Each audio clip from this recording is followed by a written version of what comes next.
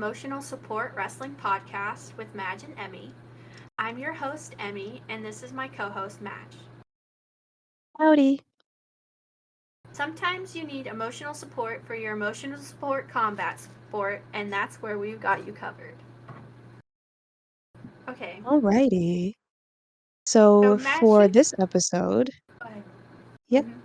for Go this ahead. episode, we're gonna start off with what we're calling the Hangman Watch.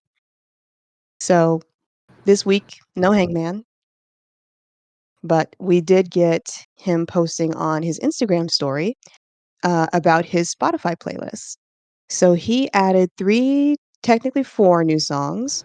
He added Dead of Night by Orville Peck, who I really think those two should collab together in some way, shape, or form. Not quite sure how. Maybe music video. I don't know. They need to do it. He added Makes Wish You sense. Well by Sierra Farrell. He added another version of Sturgill Simpson's Welcome to Earth, parentheses, Polywog. And he added Bigger Than the Whole Sky by Taylor Swift for approximately 20 minutes before deleting it, which we Yeah, kind of agree that was oh shit, that's not supposed to go on on that playlist. yeah. It's supposed to go on the private one that he listens to. Yeah, it's okay, Hangy. You can listen to Taylor Swift. We're not going to judge you. Maybe a little. But also, that song is really good. Like, for a sad song, it was really good. Yeah. I liked it. Haven't listened to any Taylor Swift since roughly 2015, but yeah.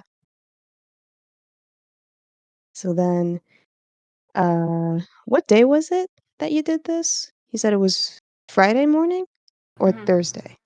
Friday. Yep. So Friday, Emmy listened to Beyonce's new album, Cowboy Carter, at around like 5 a.m. And then immediately, Tyrant, the song Tyrant, was hangman coded to her. Also because she says the hangman quite a few times in the song. I did go Yeah. back. She suggested I listen to Daughter and I listened to Tyrant. And I did, and Jolene. And I did. I love all of those songs. Beyonce is good at everything, and it's not fair. She is. She's good at everything. I would suggest listening to the whole album just because I really feel like there's an actual narrative to the album that I don't normally um, feel from other albums. You know, people are like, yeah, you should listen to an album from beginning to end. I never really feel that way about most things. But I did listen to this one the whole way, and it was really good. And it really did feel like there was a narrative and a theme to the whole thing.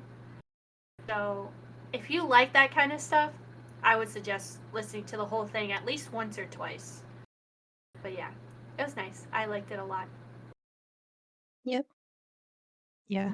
And then about 10 hours after Emmy listened to Tyrant and clocked it as Hangman coded, Hangman goes ahead and adds it to his playlist.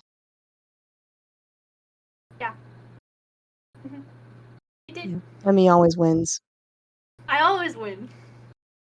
Somehow, I always win. I'm very happy.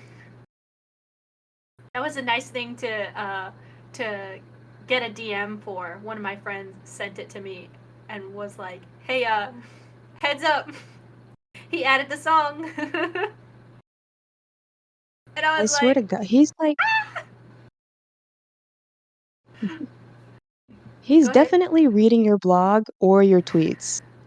Like I swear to God, he logs into like the Bucks' Twitter and just goes through and just reads your tweets. I don't, I don't think so, but I do feel like me and Hangman are definitely on the same wavelengths with a lot of stuff. I always have. Definitely. Yeah, I'm in his head.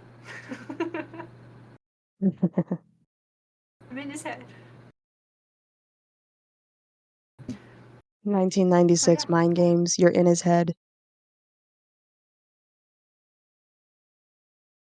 Right. It also saying I'm in his head to me is always CM Punk coded because I remember after the banger Hangman versus Takeshita match that we had in Houston that I missed live. Uh, like me being there live, I missed that. I didn't get to be there, but I did get to see it on the TV. Uh, at the end of it, when Hangman is just doing the most psychosexual things on like after Takeshita's dead body is just laying on the floor.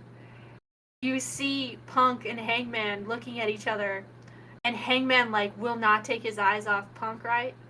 And Punk is just on commentary going, "I'm in his head. I'm in his head," and I'm like, "Fuck you," but also it's really fun to say it that way. Whenever I think of saying I'm in your head, there was in like you remember when the Popeyes chicken sandwich came out, right? 2019? Yes. Yeah. When I quit working at Popeyes because we had lines out the door and I'm like, I'm 15 years old. This is not going to happen. Um, Oh my god, you worked at Popeyes? I feel like I've told you this before. No, Madge, you haven't. This is new Madge lore unlocked. Yeah. My first ever like paying job was working at Popeyes. And it was in 2019. It was so I could pay for a Seattle Ace Comic Con because Taron Egerton was going to be there and I needed to meet him. So I got a job and I met him. Taron Ed- Taron Egerton is the guy from Kingsman? Yes. Okay. So it's not the older guy. Joel Joel Edgerton. No. That's the guy from The Great Gatsby. And a bunch Yes. of other stuff, but I can't name right now. But I do know I've seen him in other places. Okay, cool. I didn't know that about you. Yeah. Interesting. Yeah, that was to this day the worst job I ever had in my life. But phenomenal chicken that I got to eat every day I worked there. Food service will do that to you. For real. So when the Popeyes chicken sandwich came out, there was this Miles Hampton Instagram video because Vine had been dead for a couple years at this point. Um, he made this video of like Popeyes threatening Chick-fil-A because it's like because they finally had a chicken sandwich of their own, and he's like, Mm-hmm. I'm in their fucking heads." So that's what I think of whenever I hear like I'm in their fucking heads. I like that. I like that a lot. Yeah, you're in Hangman's fucking head. I'm in his head. You are. All right. So we got Dynamite, March 27th. Um, once again, pretty much because of the time difference, I always miss about 15 minutes of Dynamite because Sling is awful and it won't take my data when I try and watch it in the car on the way home. I'm being driven. I do not drive and watch TV. I want people to know that. I am being driven. I am in the back seat. I try watching it on my phone. It does not work because I'm on the highway. Anyway, so I missed this match, but Emmy made great notes, so I can just read off of them. So it was Shibata versus Osprey, which I don't doubt was a good match. I just haven't gotten to rewatch it. So we have the PK callback. So this was what like ended Osprey the last time they had a match. It was very hard hitting. We got a lot of chops out of Shibata, which I really, really love. I love Shibata's chops because them shits crack like a whip. Like you can hear them. Yeah, They're both of so them. good. He got some good ones from Osprey too. Yeah, yeah. That's the bonus of someone like Osprey being like Japanese trained is stiff and loud sound. Hmm. which I really enjoy out of a wrestling match because I'm a little sadistic. Yeah. I mean, if you can't hear the noise, what's the point? What's the point? Like, seriously. Like, So, I would argue that's why sometimes female matches are a little bit more difficult to get into, is because the noises aren't as loud, you know? yeah, It's good. they're even if they are really explosive wrestlers, it's like they don't hit the mat as hard, they don't hit come off the ropes as hard. Sometimes you'll get, like, really good chop fights, and you get a lot of sound, and you get, like, forearms hitting, like, backs, forearms hitting chest, forearms hitting face. You get good sound off of that, but not always. Yeah. But here it was good. Very crisp. Mhm. I really like this note of yours. It just says, "Jesus, Shibata, holy shit." I don't even remember what that was about. It was just I had to say it. I didn't even watch the match, and I know you're so right for that, because Jesus. Like, that's just Shibata's style, is just holy shit.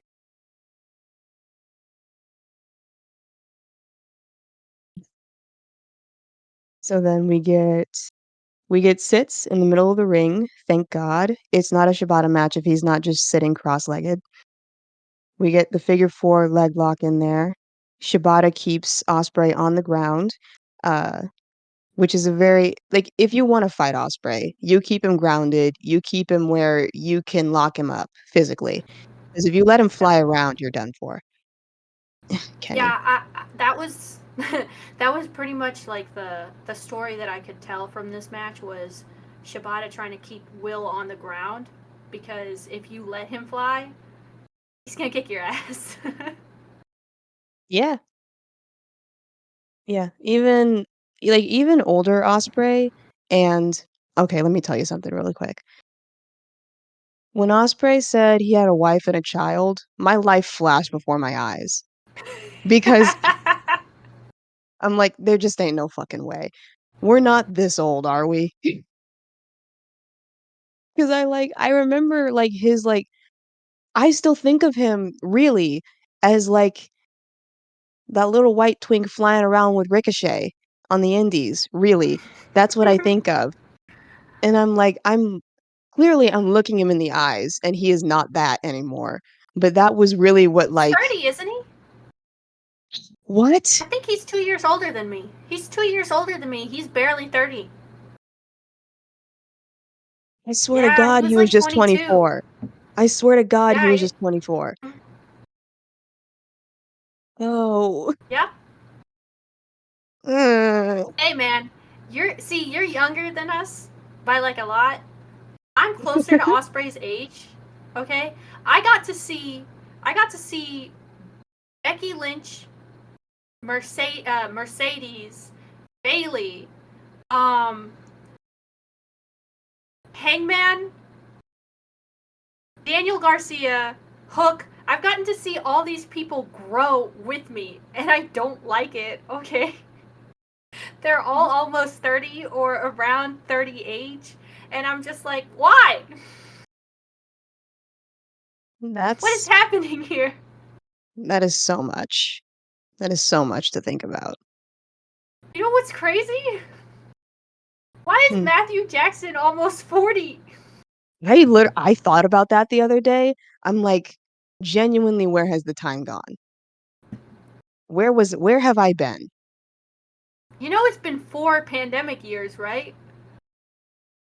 It feels like those have been 8, and the ones before that were just normal years. Yeah. Pandemic years last 2 years. Yeah. That's accurate. That's accurate. Just Jesus. sucks. Jesus. God. Yeah, I don't remember where I wh he's 30? Yeah. God. It's like I'm gonna look up one day and, like, Nick Wayne is gonna be, like, 25. And it's just gonna be like, "What the fuck happened?" It's gonna be us in 2030. 2030 is not going to exist. That's not a real year. That's not real. Nothing after Oh god. 2025 is gonna exist. It's all gonna reset. It's gonna reset back to 1995 when Madge wasn't even born. I'd like that.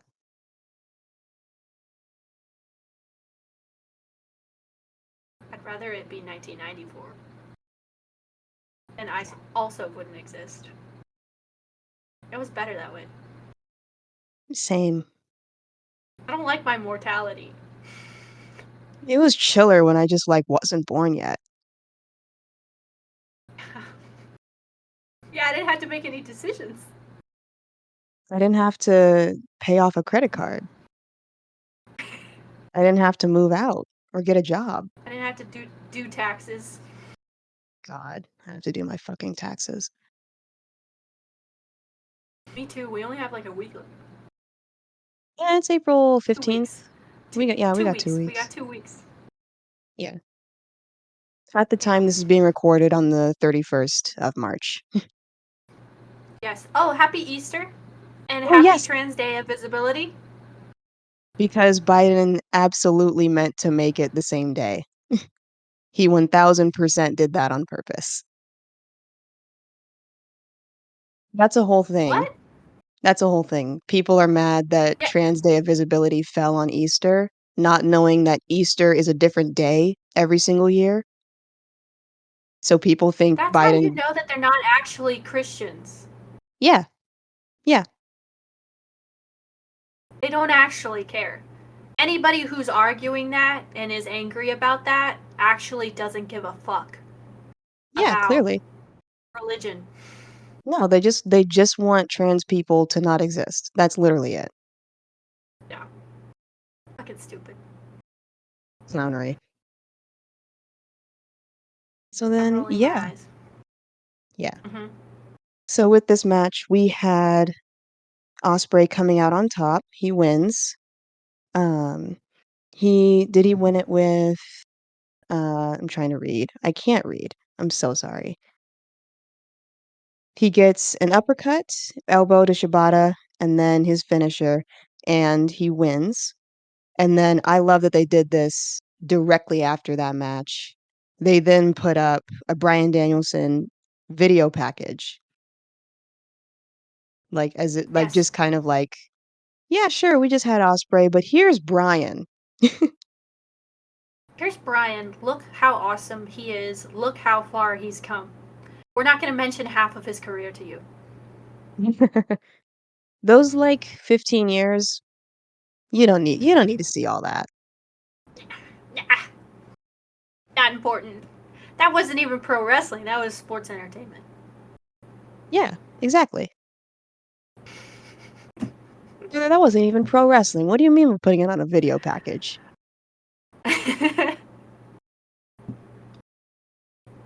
Yeah. It's a really good video package. It was. I like Right? I like when Excalibur narrates them. Oh, yeah. When they just sit him down in that dark room and he just gets to yapping. That's how you know the video package is about to be fire. Hmm. I think about his video package when it was Hang Kenny and the Bucks, that feud was going on. Like him and the lines they fed Jim Ross. Um, their little promo package, legendary. That was so good. Hmm. Yeah. It was. I think about what we used to have a lot. I That's think about the days of the Hangman and Kenny tag team and the Young Bucks Omega Hangman feud. I think about that a lot. Madge. I don't understand how people go through life finding so much joy in the present and the future when I am constantly looking back and remembering the things that I had. I don't that either. were good. I can tell you this, I don't think a day has gone by post 2016 where I was like, "Yeah, this is for sure gonna be remembered as one of the happiest times in my life." Nope, haven't been happy since. Every good moment that I've had in the past couple of years is somehow overshadowed by bad things happening. Always. Yeah, that's All of the yeah, time. Constantly. yeah. What I don't know. sense does that make? Like, how could you? I can't like, when I think about, like, Hangman winning the title, at Full Gear and his whole story, I remember being well, at that point in time, the lowest I'd ever been mentally. I remember having to put my dog down. I remember really just being in a state of emotional, uh, just kind of like how would I describe it? Pretty much just, like, floating through life. Like, I don't remember a good chunk of 2022. I don't. Yeah. But Hangman was champion. So, as much as Hangman being champion was probably the greatest moment of my modern life post 2016, it's still overshadowed by being severely, severely, severely unhappy. Same here. Yeah. Yeah. We be thinking about what we had. Yeah. Just always looking back. You Back ever was wonder better. why you ever wonder why Orpheus looked back when he shouldn't have? This is why. It's a metaphor. Yeah. Back was just better, man. Yeah. Yeah. If anybody's wondering why we're in such sad moods, well, first off, we're just sad people in general. Oh, Second, yeah. I had two uncles die this week. So I'm not really in a happy mood, but I am trying to be here and to be present because wrestling is a good distraction for me. So, yeah. If the sadness permeates through the pod, I am so sorry, but I'm gonna try to be more upbeat, okay? Yeah. It's, it's been it's been a 2024. That's what I'm gonna say. uh, I have beef with March because last the last week of last year's March, I had to put down two cats. No, actually, I read that wrong. I had to put down one cat, and then the other cat passed away while I was upstairs taking my final exam for one of my classes. So I'm not happy. I hate March. March sucks. March Madness? More like March Sadness. March sadness. Oh my Let's god. Make that go. the title. That's the title. Yay, I did it. You did it. Oh my god. That's perfect. I love that. I'm really happy right now just for like 2 seconds. That's a really good title. I'm going to remember that. I'm going to write this down. Yeah. I'm a genius. Comedic You're a genius. genius. March Madness. There, I wrote it down. Excellent. I love it when I get the title. Yeah, It's like a little accomplishment. I know. Mm. All right. Continuing on with Dynamite. So we had the Bucks backstage with Renee, these absolutely fucked fuckers. Fucked fuckers. Just we So we had Banana Suit Nicholas with a big ass Tony smile. And then we just had Matthew in, I believe it was a regular blue suit. I Yeah. can't quite remember. And we got off the bat Nicholas just screaming, like, what is this, an ambush? Like, where is Alex Marvez? He's better looking than you. Jesus Christ. Yeah, he was not happy with Renee's beginning questions in this interview. Not at all. Just and I really enjoy this new little take on the roles that the Bucks are having, where Nikki gets to be the hothead for just 1 second, and Matthew is the one who's like, "I'm so sorry for my brother." And then he says the same thing, but in corporate speak. Yeah. He's Luck's never not a gift. Nicholas is like, okay, do you remember the Key and Peele like Obama anger translator? Yes. Okay. So this is like somehow like the exact opposite. It's like Nick is originally angry and Nicholas. And Matthew has to corporate translate his anger into something that like won't upset people. Yeah. Yeah. Yeah. I should take I this to like the that. White It's very House. funny. I don't remember any of the actual bit. I just remember the bits. Really, the only line I remember from that actual, like, the White House, skit was just, uh, Key's, like, opening line and him just saying, "Hold on to your lily white butts." That's it. Yes. Yeah. That was pretty funny. I have to watch those skits over again. Yeah. But So anyway. then we have so they're just kind of the promo is essentially essentially that's not fucking correct. That's not fucking correct. Essentially. I don't know how I did that.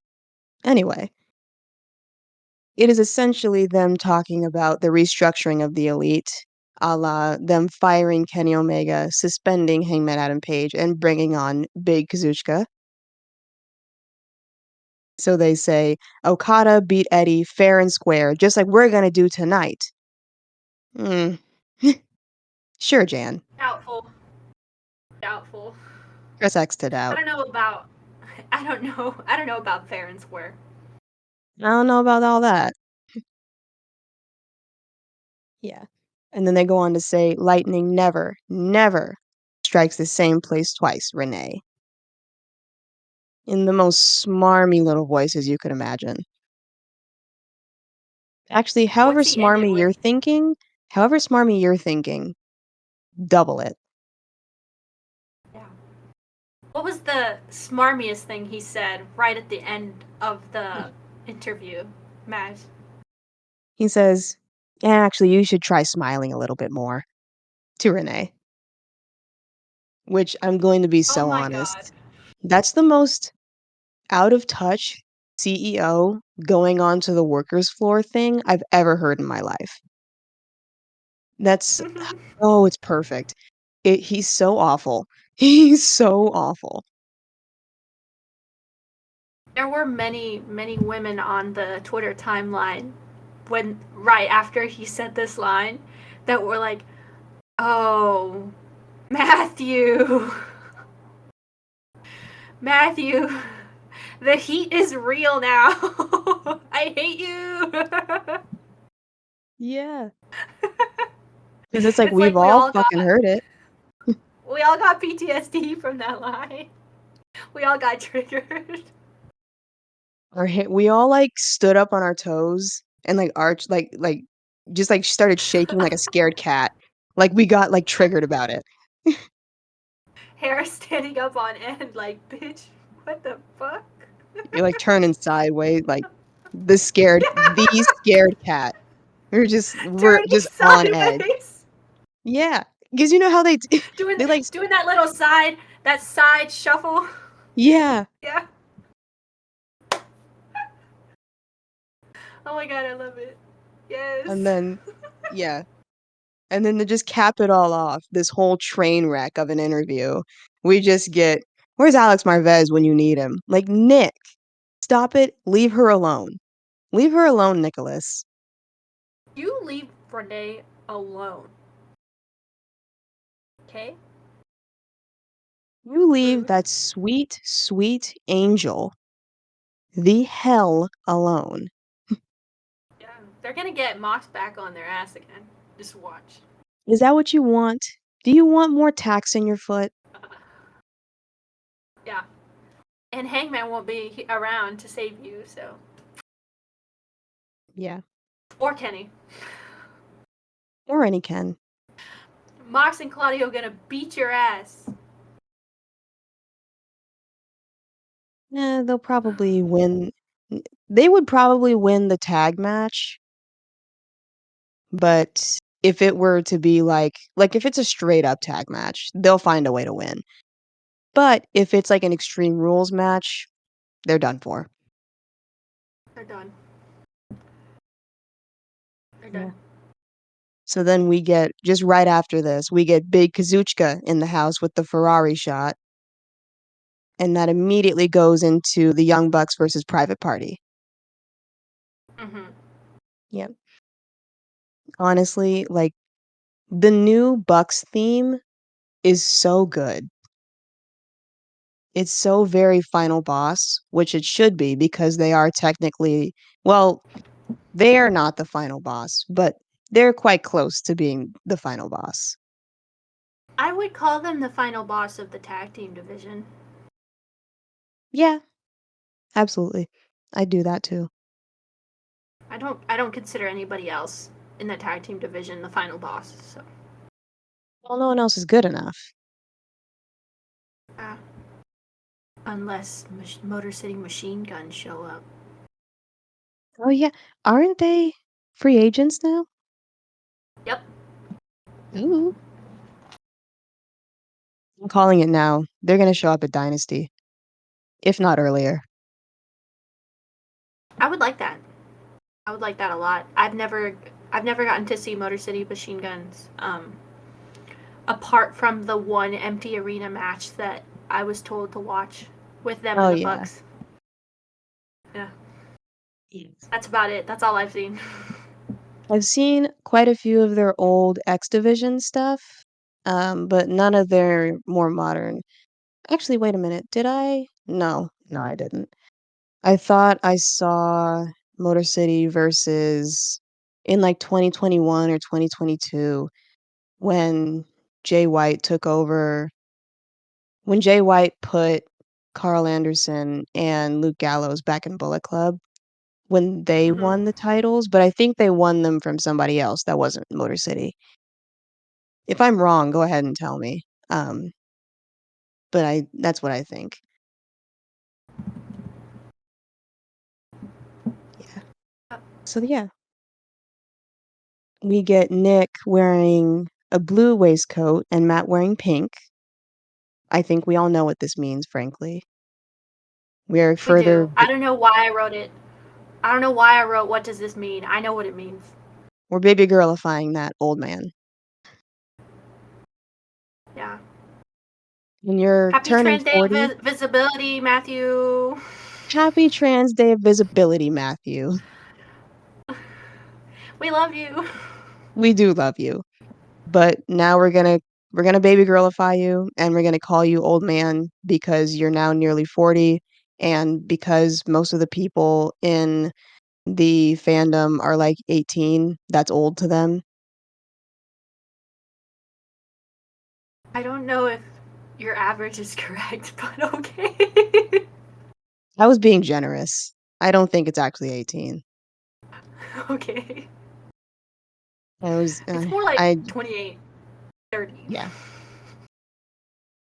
Well, more like people on like Tumblr and things like that. Not necessarily Twitter. Twitter is mostly adults, but there were a lot of people I saw like back in the day. They were like they're probably 20s now because back in the day they were like 16 and they would call someone who was like like when CM Punk was like 35, he was old man to them. Yeah. Yeah. Which is funny because like Triple H was right there. Now that is old I man. mean, pe- I mean, people were doing that also to Triple H. Like that's very much a thing that also happened. Okay, good. I was so disconnected from Triple H at that point in time. I was just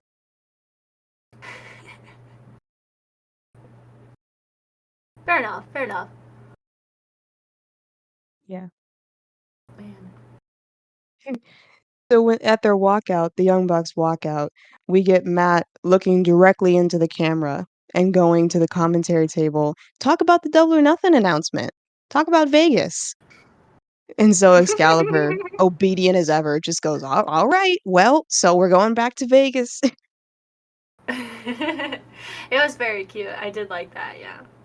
It's funny. I like the way Matthew just kind of like directs things because like he's really really leaning into being one of the EVPs. It's I say this every single pod all the time. This is so good cuz it is. It It's just is. good. Yeah. It is very good. Also to announce on the pod, Emotional Support Wrestling Podcast is going to Las Vegas for Double or Nothing. Whoop, whoop. Yep. Fought for my We life will getting be those there. goddamn tickets, but we got them. Don't we always? Oh Don't we yeah. always fight for our life getting tickets? Is this not now the new normal when you buy tickets in pre-sale? Yeah. Yeah. It's hell. It's hell. So then we That's get why. That's why. Wait. Hold on. That's yeah. why when Madge told me that she was in the queue, the first thing that I said was Godspeed, soldier, because that With shit the is a saluting war. emoji. It was war. I was like I was sitting because I was at work at the time. Tickets went on sale at 10. I clock in at like 8:40, 8:45 because I get there early. Because they pay me overtime. But like I officially start work at 9 a.m. So I like went outside for a little while and I was just battling getting those tickets. Cause first I went through the app and the app was refusing to let me buy these floor seats. Um and it was like they were like priced well. I could buy them, but it was like they're standalone tickets. They're like floating tickets. You can't buy them if you're trying to buy for two people. And I'm like, Jesus fucking Christ. Like just bro, let me buy them. So I got off the app. I went into the website. Website said the same thing. So I'm like, fine, fine. I'll try and find different tickets. And then they kept saying the tickets you want just sold out. And I kept refreshing and refreshing. They finally let me buy them. And then it was like, from there, it was like, okay, quickly, quickly, quickly, like update your bank account. Cause it was like more than I expected, but I had some in my savings I hadn't put in yet. So I just went and put those into my checking account. And so I raced back in there and I bought them. And I just like was pouring sweat at this time. I was Mhm. shaking, I was high on adrenaline, but I like and I didn't even I went home not even really believing I have Double or Nothing tickets. It was just I think that was the worst ticket buying experience I've ever had in my life. They only Every steadily time I get try to buy worse. tickets. Yeah, it only Every gets time I worse. try to buy tickets. I It's so can't bad. it's awful. Yeah. I don't know how normal people deal with buying tickets. I I don't really either. don't, because it is such a high stress situation. You have to It be is like Go you ahead. have to you have to like it's like Black Friday. It's like elbowing your way through people. You're lining up 5 hours before. Even like if you make one misstep and you're out of the queue, like you have to wait in line again, and then you have to like deal with, okay, your card's not working, but it's just like the app's fault. It's not your card doesn't have enough money on it or it's locked. The app just isn't working because there's so many people buying tickets. And then like you have to battle them being sold out and you're trying to get the tickets that you want at the seat you want, but it's not fucking working. And it sucks. Ticket buying sucks. Having the tickets is great. Ticket buying is awful. I think to myself also, like, it used to be you would have to go to a box office to get these tickets, and you would have to camp out at night. And I think to myself, ticket buying has always sucked. Why Yeah. have we, why have we as a society not figured out a better way?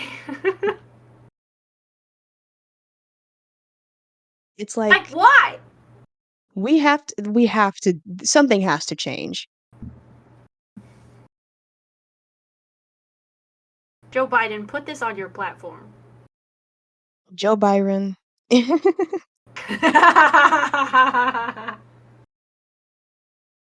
been like 3 years. That's still funny.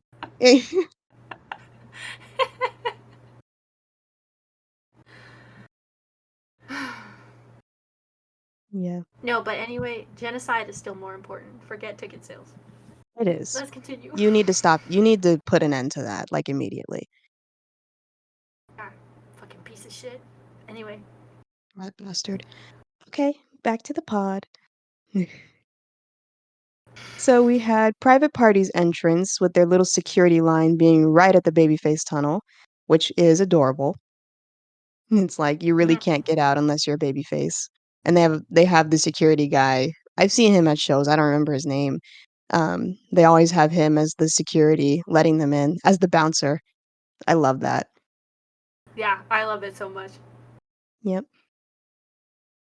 Matt puts his hand out for Matthew, puts his hand out for a handshake, and Isaiah just like slaps it away. Like just like, hell no, man. So then we get into the match. They get in a few quick roll ups. Just rolling around, just having fun. And Let's talk then about like this next one. yeah, What's that, actually, Madge? because why Quen Madge, what is that? kinda I think him having a regular hairstyle, it just kinda made me realize something. Like What, Madge? he a little fine or whatever. He a little cute. He like I Because it's kinda like Dennis Rodman to me. Like, he, like, would put on so much, like, outrageous makeup and wigs and dye his hair, and then when he's just, like, a clean slate, he's like, "Oh, that's actually, like, an attractive man." Like, just, like, his, like Quinn's, like, just bone structure, just his bare face, just his hair. He's quite attractive. He has nice cheekbones, yeah. He do. Mhm. Yeah. Shout out to Quinn. I hope you don't dye your hair Yeah. again, please. Or do anything crazy to your facial hair, because I don't think I can take it. It's enough dealing with the Yeah, buck. Madge already has. Yeah, I was gonna say. Fighting for my That life was over my here. exact thought. Wait, did you see the thing that somebody pointed out That they that went and during the shaved in interview the with back. Renee? Yeah. Fucked fuckers. Utterly fucked fuckers. They're fucking crazy. I hate them. Matthew definitely searched Tumblr for like 2 seconds, saw that everybody was like going feral over the beard again because everybody loves the beard. And he was like, you know what? He rubbed his grubby little hands together. He went in the bathroom and he fucking shaved it. And we're all upset. And he's laughing behind the camera because he's a little asshole. He's a little asshole. Yeah. He's a mean little fuck. But we love him. Yep. That we do. Hmm. Yeah. We get a falcon arrow on the barrier from Nicholas. He's on the barrier. He takes, was it Isaiah? I think he takes Zay, lifts it, like falcon arrows him onto the mats on the floor. Like, good lord. And then we get just like That just was a insane. long ass beat down on Zay. We get a long ass beat down because they took out Zay on the outside and then they started beating down Quen. Yeah. And then Zay gets in, he gets his comeback in, and he gets his hot tag, and he gets a near fall on Matthew, which doesn't last very long because that then goes into this like avalanche like tag suplex from like Matthew's on the top rope. Nicholas is holding like Isaiah's legs.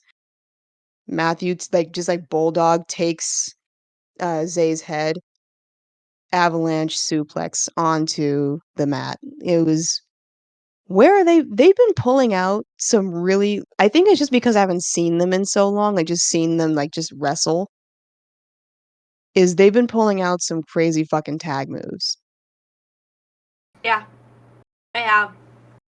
They did not come to play And with this next run. that's why it's annoying when people are like, they do the same thing every match. It's like, no, they don't. They really don't. I've hated that argument for the longest because it's like, well, first and foremost, you have to understand people have a move set. This is a set of moves that they have perfected that are unique to them that they do in their matches to establish their wrestling style. Don't complain and call it the same thing every single time just because you see it often. It's just establishing who they are, along with using different offensive and defensive moves to match the person that they are wrestling. You tell him, Madge. It's not a fucking difficult concept, goddammit. I was bottling that one up for about 5 years. Yeah. You kept it. You kept it concise, though. Thank you. You're welcome. Thank you. I also noticed when Nicholas was up on the top rope because Matthew almost got a near fall on him, the little Buck smiley logo is sewn onto the ass of their joggers. I love that. That's Yeah, adorable. that was. I noticed it, but I wasn't sure what it was. Like I kept seeing the sparkle on his ass, and I was like, "What the fuck is that?"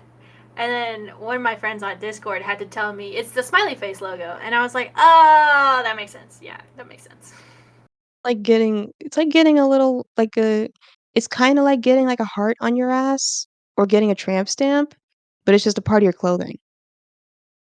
That's so Yeah. cunt.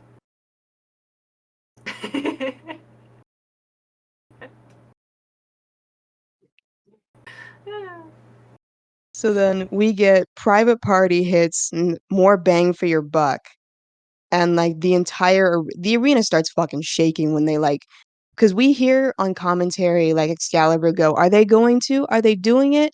And when they start to hit like more bang for your buck, and I'm sitting there, I'm vibrating at like a fucking high frequency because I'm like, I love the story of all this because fun fact. The Bucks versus Private Party on Dynamite October 7th was like, the first live modern match I got to see of the Young Bucks ever. So I remember that match very vividly. Um, I do too. yeah. And that was back when, the Young Bucks were hitting more bang for your buck because they've switched up their moveset quite a bit in the past 4 years. Um, or that was 2019, so that was 5 years. Hmm. They switched That up was their moveset 2019. quite a bit. So it was nice. It was nice to see more bang for your buck, and then for like their protege tag team to be the ones to use it. Um, love it. Love it. No notes. You boys are amazing. So then Nicholas, he loses his temper again. He goes out to get the ring bell, like the what do you call it? Yeah, ring bell. Um, Yeah, the bell that they ring at the y- beginning of a match yeah, and at the end. yep. He like pump fakes the person who's supposed to like use it. Uh-huh. He snatches it. He gets it taken away from him by the ref, and it's enough time for Matthew to kick Zay in the balls. And then Quinn comes through. He hits Matthew with the tag belt, and then it's a near fall, but Matthew has his he has his foot on the rope. So it's all cut, and it's a crazy ass sequence. But then they hit the EVP trigger, and it is the Bucks taking it home and moving up in the bracket. Hmm. This was honestly like my favorite match of the week, really. Like I just motherfucker, I love the Young Bucks. I love them, god They're damn it. great. Yeah. And then we cut to backstage. We got Big Kazuchika approving of the win, just watching. He like he's like nodding with his title belt on his shoulder. And then so the Young Bucks are now the semifinalists in their bracket to win to go on to the finals at Dynasty. They face they face Best Friends this upcoming Wednesday. Yes. They face Best Friends, Orange, and Trent. Yes, sorry. Orange and Trent. Chuck is still injured. Sorry to the Chuck girlies. Yes. They are sad. Every Strongest time people say shoulders. best friends, they have to put in parentheses Orange and Trent because it is not the original best friends, therefore you must specify. Yeah. Yeah. So then right after that match, we get the Takeshita versus Swerve video package. It's basically like it's a bunch of Don Callis like talking, and then we get some of Swerve's old promos. Um, it was a solid video package, but I kind of preferred um a little like actual talking that was later on in the in the in the episode. Totally blanked on what you actually call these things. So then we get the CEO in the goddamn building. She comes through in that black Escalade, Miss Mercedes Monet in a pink mink, pink cutout suit dress, pink sparkly bubble heels, and she just kind of flirts a little with the camera and then just walks off because she's got shit to do, somewhere to be. And Hmm. then it cuts to a commercial, and it's literally it's fucking Tony Hawk. And it's like I'm being so like it's just Tony Hawk. Like what are you doing here? But he's with Darby, but it's like what are you doing here? Yeah. So, from what I could understand, they were Darby was talking about how the reason that he was one of the reasons he was going to Mount Everest was to raise money for Tony Hawk's charity fund that helps to raise money for funding for skate parks. Because Tony Hawk was explaining how skate parks are pretty much what saved his life as a kid. You know, it's what kept him from doing things that you know would have hurt his life in the long run. Um, and so Darby was saying something like, because I can't go to Everest anymore, um, we're kind of opening it up to the AEW fans whether or not they want to give, to Tony Hawk's charity or whatever. So it's like I couldn't fulfill my end of the bargain, so now Tony Hawk is here, and I'm we're going to pushing talk it about on his y'all. charity. No, I'm kidding. Yeah, no, but I mean, it was interesting. I liked it. I mean, I might donate. I'm weird when it comes to donations. Like, if anybody just asks, I'm like, sure, okay, $10, like $10, $15, I'll do it. If I feel like, it's something that will help people, I'll do it. You know? That's nice. Yeah. I'm So extremely stingy with my money. So I have donated to causes in the past, but I feel especially weird about celebrities asking for donations because aren't you a millionaire? yeah, You can donate so much more than me.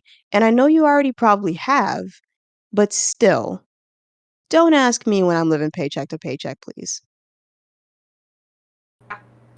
yep. I can't argue with you there. Yeah. Yeah. So then we come back from commercial break and we get Renee backstage with Jericho and Hook, and Jericho is just fucking yapping. Like, just shut the fuck up. Just shut the fuck up, please. I'm so goddamn tired of having to hear you fucking speak. Jesus Christ. And he's paired with Hook, so it's literally just going to be him talking. Yeah. Hook don't say shit. No. Like literally at the end of all of it, Hook just says, "Bet. Let's get it." That was it. It was like a full minute of Jericho just yapping. Yeah. Well, moving on. We get Big Willow versus Big Stat versus Sky Blue versus Anna Jay for the TBS title #1 contendership. And we get Mercedes on commentary, which is why she was shown entering the building. And she's just Mm, in the most beautiful outfit I've ever seen in my life. I love her on commentary because she kind of just continues to add on to her story with Willow and Stat and all of them, while also just being like a fun face. Like she's just around. I just like having her around. yeah, that's nice. Yeah, I like to see her. yeah. She specifically says that Sky is messing with her business, and she says that she's gunning for Willow. And it's just kind of all because of her history with the New Japan strong women's title and, getting her ankle broken. Yep. Yeah. So during the match, it starts off with Anna and Stat doing a double team on Sky. Um, Stat's flexing. Willow comes through. She absolutely just trucks Sky outside of the ring. And then she just goes face to face with Mercedes. And it's the gayest thing I've seen all night. And it's just, I think that the women have been listening to emotional support wrestling. I would agree with you. Yeah. Yeah. Because we said we Does my want to mic get sound gayer. weird now that I moved it? No, I don't think so. Okay. All right. Yeah, they got gayer. Thank God. That they did. Why hasn't Mox done anything gay in a while? That's been bothering me. I think he's racist.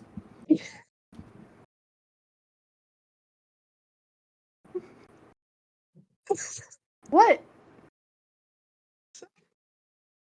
He's been hanging out with luchadors. Maybe he's Yeah, racist. That's all I'm saying. okay. That This is just going to end up being clipped. that was simply just It's gonna. nowhere near what I was expecting. Look, man, this is gonna end up getting clipped. It's gonna be like It's gonna be like in what is it? Scooby Doo, where what's his I name think was like, I Coolsville think sucks. Coolsville sucks. I think I think Coolsville sucks is a running joke in my household because of how much we watched that movie when I was a child. So we say it all the time. This is your I think Coolsville sucks moment.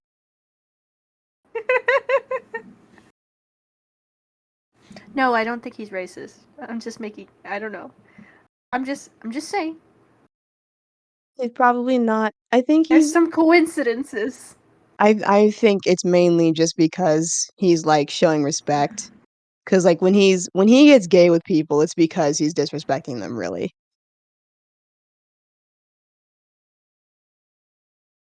Or he's racist. That's so funny. Thank you for that. look, look. First off, I can make this joke because I'm Latina. So, or anybody gives me shit, okay? I can make this joke. Yo soy Latina. Okay? That's all I have to say about that. Anyway, moving on. He's not racist. Let's continue. Yeah. Yeah. So women's match.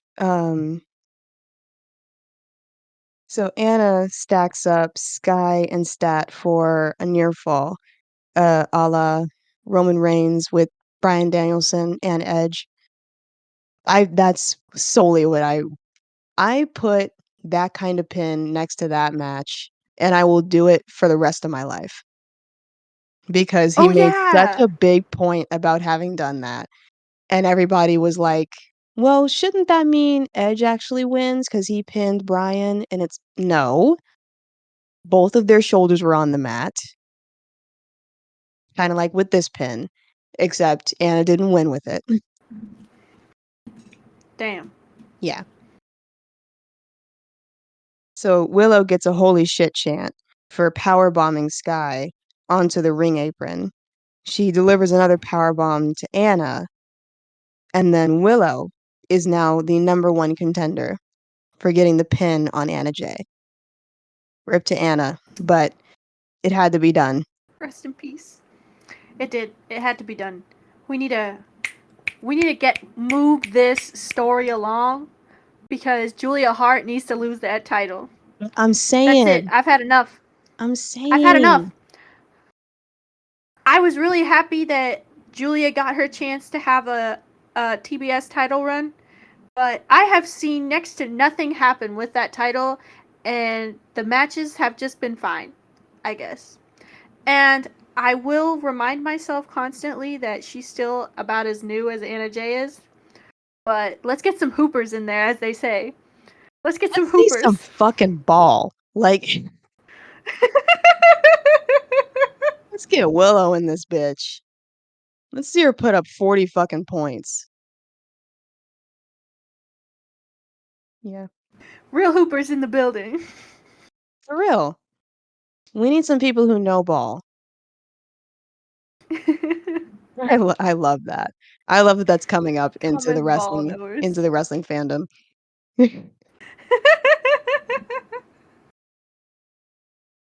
Hmm. So yeah. And then at the end of that match, Julia comes through and jumps Willow and hits her in the side of the head with the belt. Stat comes through and saves her, so their friendship is still going strong. You love to see it. Mercedes is just Mhm. standing there watching and she's just clapping. Like, the thing about Mercedes Monet is that she is a bitch, and I like her so much.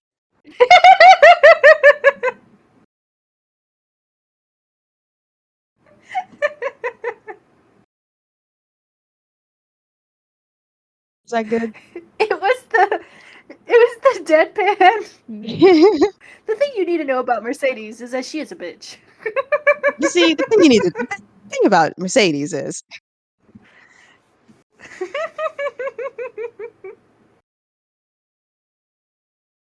yeah, yeah.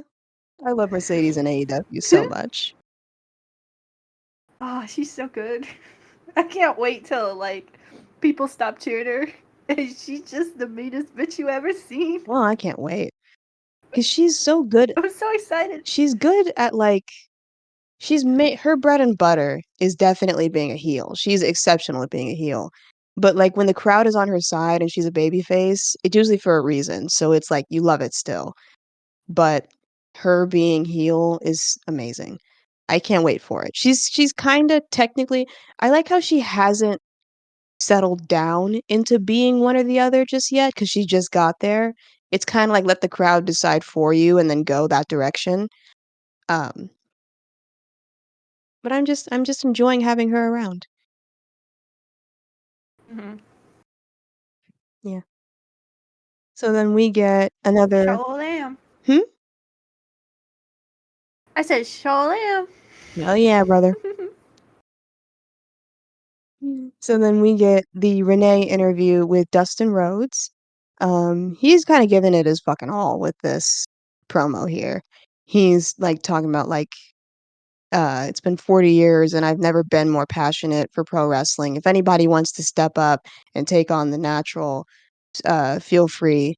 And then Butcher comes in and interrupts him. He kinda gives his all with his promo as well.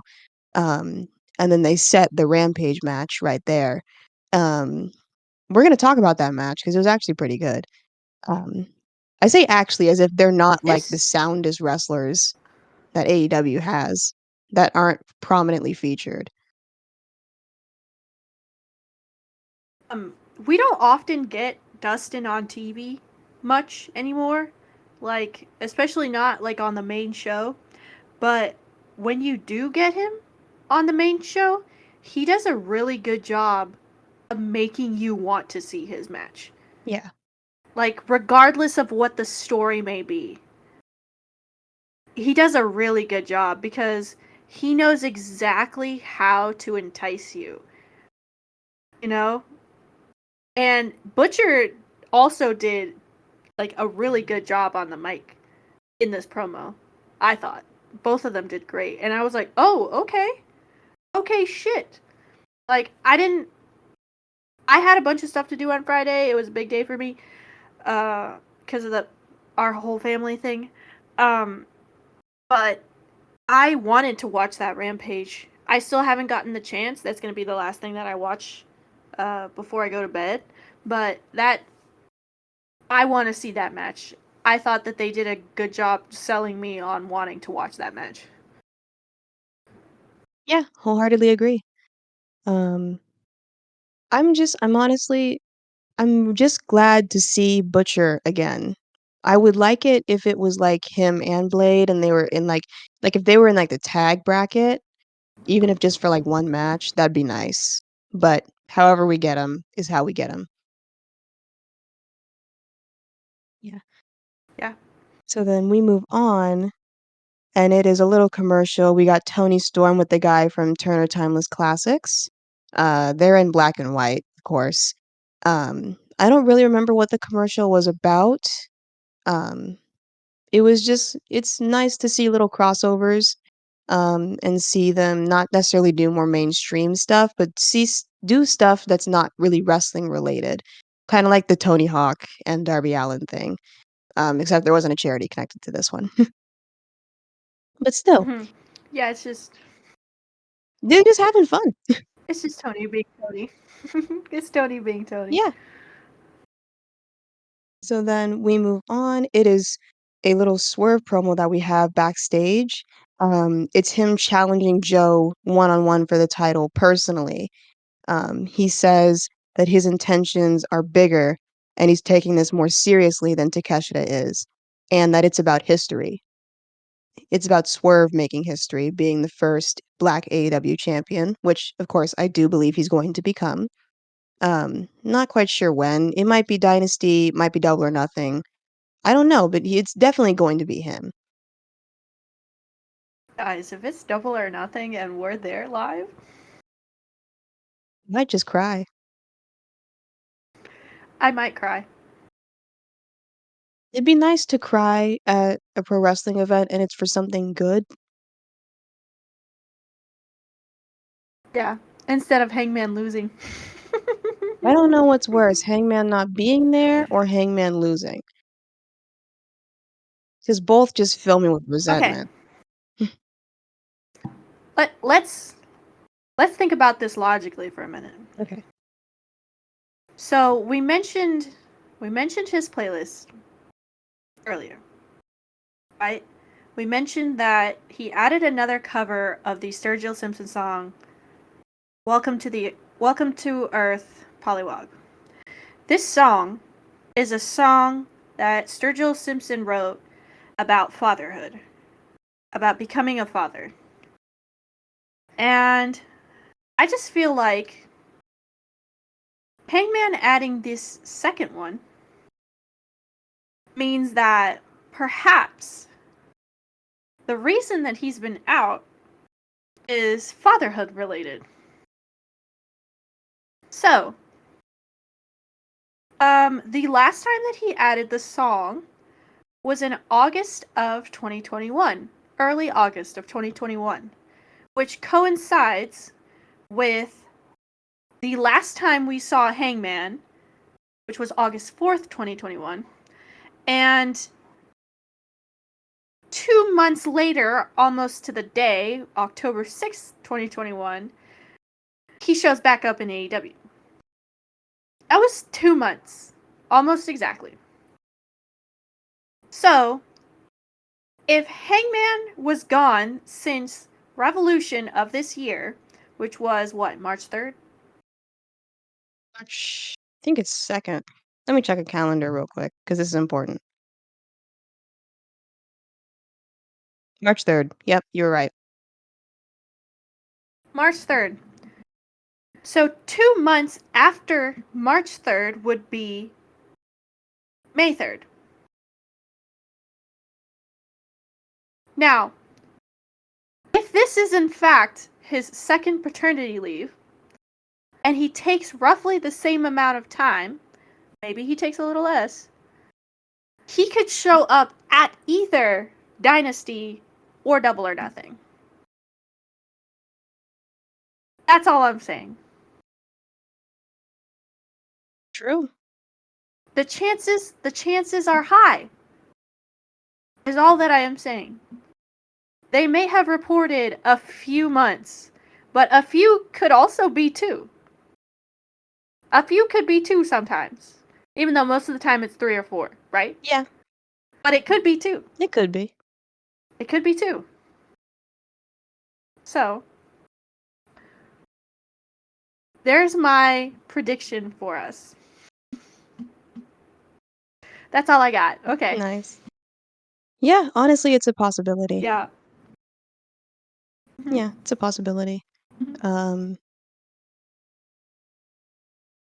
I would like it if I could well, I don't actually know if I would.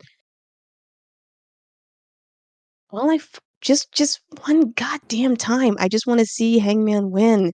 Can I have that, please? I just wanna see Hangman win, but I don't think if literally whatever he possibly could do at Double or Nothing. It's either going to be like a squash match, which probably not, or it's going to be a match against Swerve or Joe or whoever the fuck, and he's probably gonna lose. So I don't know if I want to see him and see him lose, or if I don't see him at all. So I don't know what I want. I'll take what I'm given, of course, but I don't know what I prefer. Because seeing him in I would person like to think. Yeah.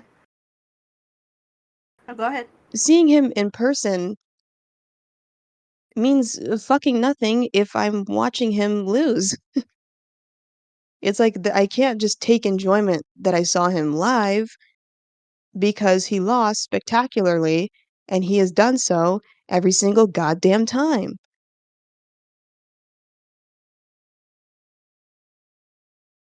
Yeah. Hold on. You did see him win one time. No, I didn't. Did you not? Oh no, you got Mox versus Evil Uno. Yeah. Yeah. I thought Hangman was in that match for some reason. Never mind. Nope. You've seen him lose. You've seen him lose and draw. Same goddamn thing. One just hurts less.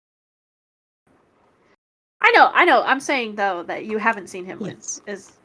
I'm agreeing with you now. Which is wholly unfair. Yeah, it's pretty sad. Damn. I'm sorry. Can't have shit in this At house. least I saw him beat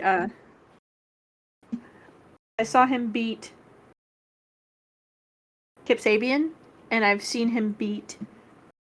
He beat Roddy at Winter is Coming, right? Right? Yeah. Or did Roddy win? No, he beat Roddy. I can't even remember. Yeah, I have never seen him win. I'm sorry. Can't have shit in Detroit. I'm sorry. Yeah. But okay, my prediction is Swerve wins at Dynasty. Hangman appears at the end of the match. That's probably what's going to happen. And then that leaves me at a crossroads because it's like, of course they're going to have a match, a Double or Nothing. But then it's like, I don't want Swerve He's to gonna lose. Yeah, I don't want Swerve to lose the title, but I don't want to see Hangman lose. Motherfucker, just stay gone, actually. Or hold up. Or, and I would really actually hate this because I don't like the idea of Swerve holding it for just 1 month and then losing it, but he loses it to Hangman at Double or Nothing so that Hangman can get his fucking Double or Nothing lick back. And then Swerve chases Hangman all the way up to All In. And he wins it again at All In. They're not gonna do that. Like, that'd be nice, I know. but they're not gonna do that. I know. I'm sorry. Hangman girlies stay losing. You can't have fuck all. Like, I do want Swerve to win it All In, though. I want Swerve to win it All In so badly. why All In? Cause it's a big freaking it's a big venue. That's fair. And we're gonna be there. Cause we're gonna try to be there. All right? In, not All Out. Oh my god. I hate All Out. I'm so I couldn't fucking give less of stupid. a shit about All Out. I was literally thinking, like, I was conflating the two. I forgot about All In being at Wembley. Yeah, you're right. You're right. Swerve should win it All In. Also, don't forget, because we're supposed to be going there. You and me. Oh yeah. Yeah. So, see, okay. Option number 2. Swerve loses at Dynasty. Joe retains. Hangman comes back. Hangman challenges Joe. Hangman beats Joe at Double or Nothing. Swerve beats Hangman at All In. It's messy, but you know what? I'll take it. I'll take that. Because he would hold That's it option 2. he'd hold it for about 3 months, yeah? Yeah, his summer of Hangman that he deserved and didn't get. Yeah. Yeah. No matter what, Swerve ends up champion at Wembley. In my Swerve has to end up champion at some point. At Wembley. head. Yes, he needs to be the champion. And I need Will Ospreay to stay the fuck away from the world title. No, you don't get that. I don't You care just got here. There's a pecking order. I don't care. I don't care how much I think he's funny and a himbo and how much my type he is in that sense, okay? And I don't care that he's a good wrestler, okay? Swerve, okay? Swerve deserves this. I feel like he needs it, okay? It would be so good for him. It'd be like a congratulations on all this hard work that you put into coming into AEW. and really, really like making AEW your home. Because that's what he did. Because, like, lots of people have left WWE, come to AEW, and it feels like they really haven't done much to show that this is like that they actually want to be there, and it's not just because, oh, the other place fired me or my contract expired over there and I needed a job. You know? It's like he really he has made this place something that he wants to be a part of. He embraced it. And I appreciate that. Yes, that's the word. He embraced it. Yeah. So, I feel like he deserves something good out of it, you know? Or you know, I just I he deserves good things. I want him to have good things. And I hope he has a long and prosperous reign. Yeah. I'm gonna be honest. And I would His yeah. feud for the title being against Hangman has been the most unfortunate thing in the world for me because I don't think anybody should be champion over Hangman, but I do think Swerve should be champion. But they're like meshing the two things together, and I'm like, eh. It's like I'm skating on thin ice, and I don't know. I I know. don't fuck. Just fuck. It's hard for you to reckon with. Don't you fucking throw Reckon at me. But it is. It's hard for you to reckon with. I You know. can't reconcile the two different things, I you truly know? can't. Because we all saw what happened last time Oh someone well. was champion over Hangman. It literally became the worst 2 years of everybody's life. Yeah. Can agree. Yeah. Alright. I suppose we get back to Dynamite. I would like to keep just talking about Hangman, but we do have to get back to Dynamite. Yeah, we still have a lot of stuff to go over. Yeah. Yeah. So then the next matchup is Orange and Trent versus The Kingdom. My number one note for this was no Wardlow, no interested. Don't give a fuck. Big Daddy's Alright, you not can skip there. the rest of it. It's fine. Yeah, Big Daddy's not there. Don't give a fuck. Yeah. Just bring up the last bit. Yep. Bring up who wins and then the last bit. So yeah, It's not important. it's the Bucks versus best friends Orange and Trent in the semifinals. So the Bucks come out to stare them down, and then it's just cuts. It's just that. That's the only thing that matters, really. So then we move backstage. We are once again with Renee. She's fucking earning her paycheck this week. Always does. Oh, yeah. We got Kyle O'Reilly. Kyle here. Baby. The son.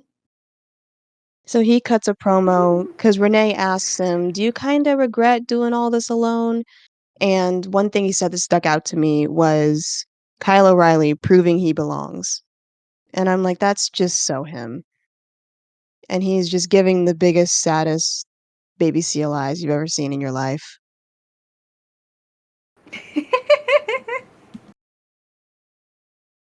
Yixura approved. Yep. She does not listen to this. No, she doesn't. It's fine. But I am mildly good acquaintances with her, and she has posted a million times about how she's a baby, about how he's a baby seal. So I think she would enjoy that. Yeah. Yeah. Right after that, we get a Big Cope promo package. It's all about his match. Big Cope. Big Cope. It's all about his match, last Dynamite, versus Christian. And he says, "It's one of those things that I'll take to my grave. That night, it felt like that chapter's closed. Now it's time to give, it's time to move on." And he reannounces the Cope Open for Collision for the TNT titles. The Copen. The Copen. Copopen. Mhm. There's a. Would you be mad at me if I said a football quote right now? No, it's fine. Okay.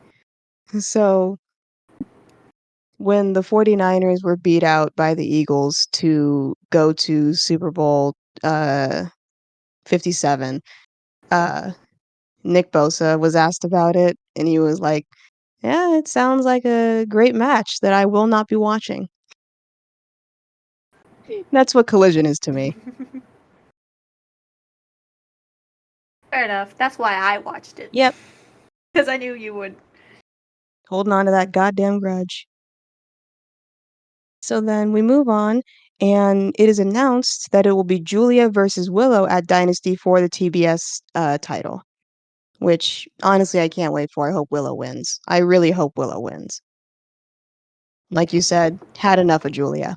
Didn't really even want her to win the title in the first place, but she did, and I want it to be over. So then it is Yep. main event time. It is Takeshita versus Swerve. And Swerve enters first, and I love his big ass fur and his literal fucking chain.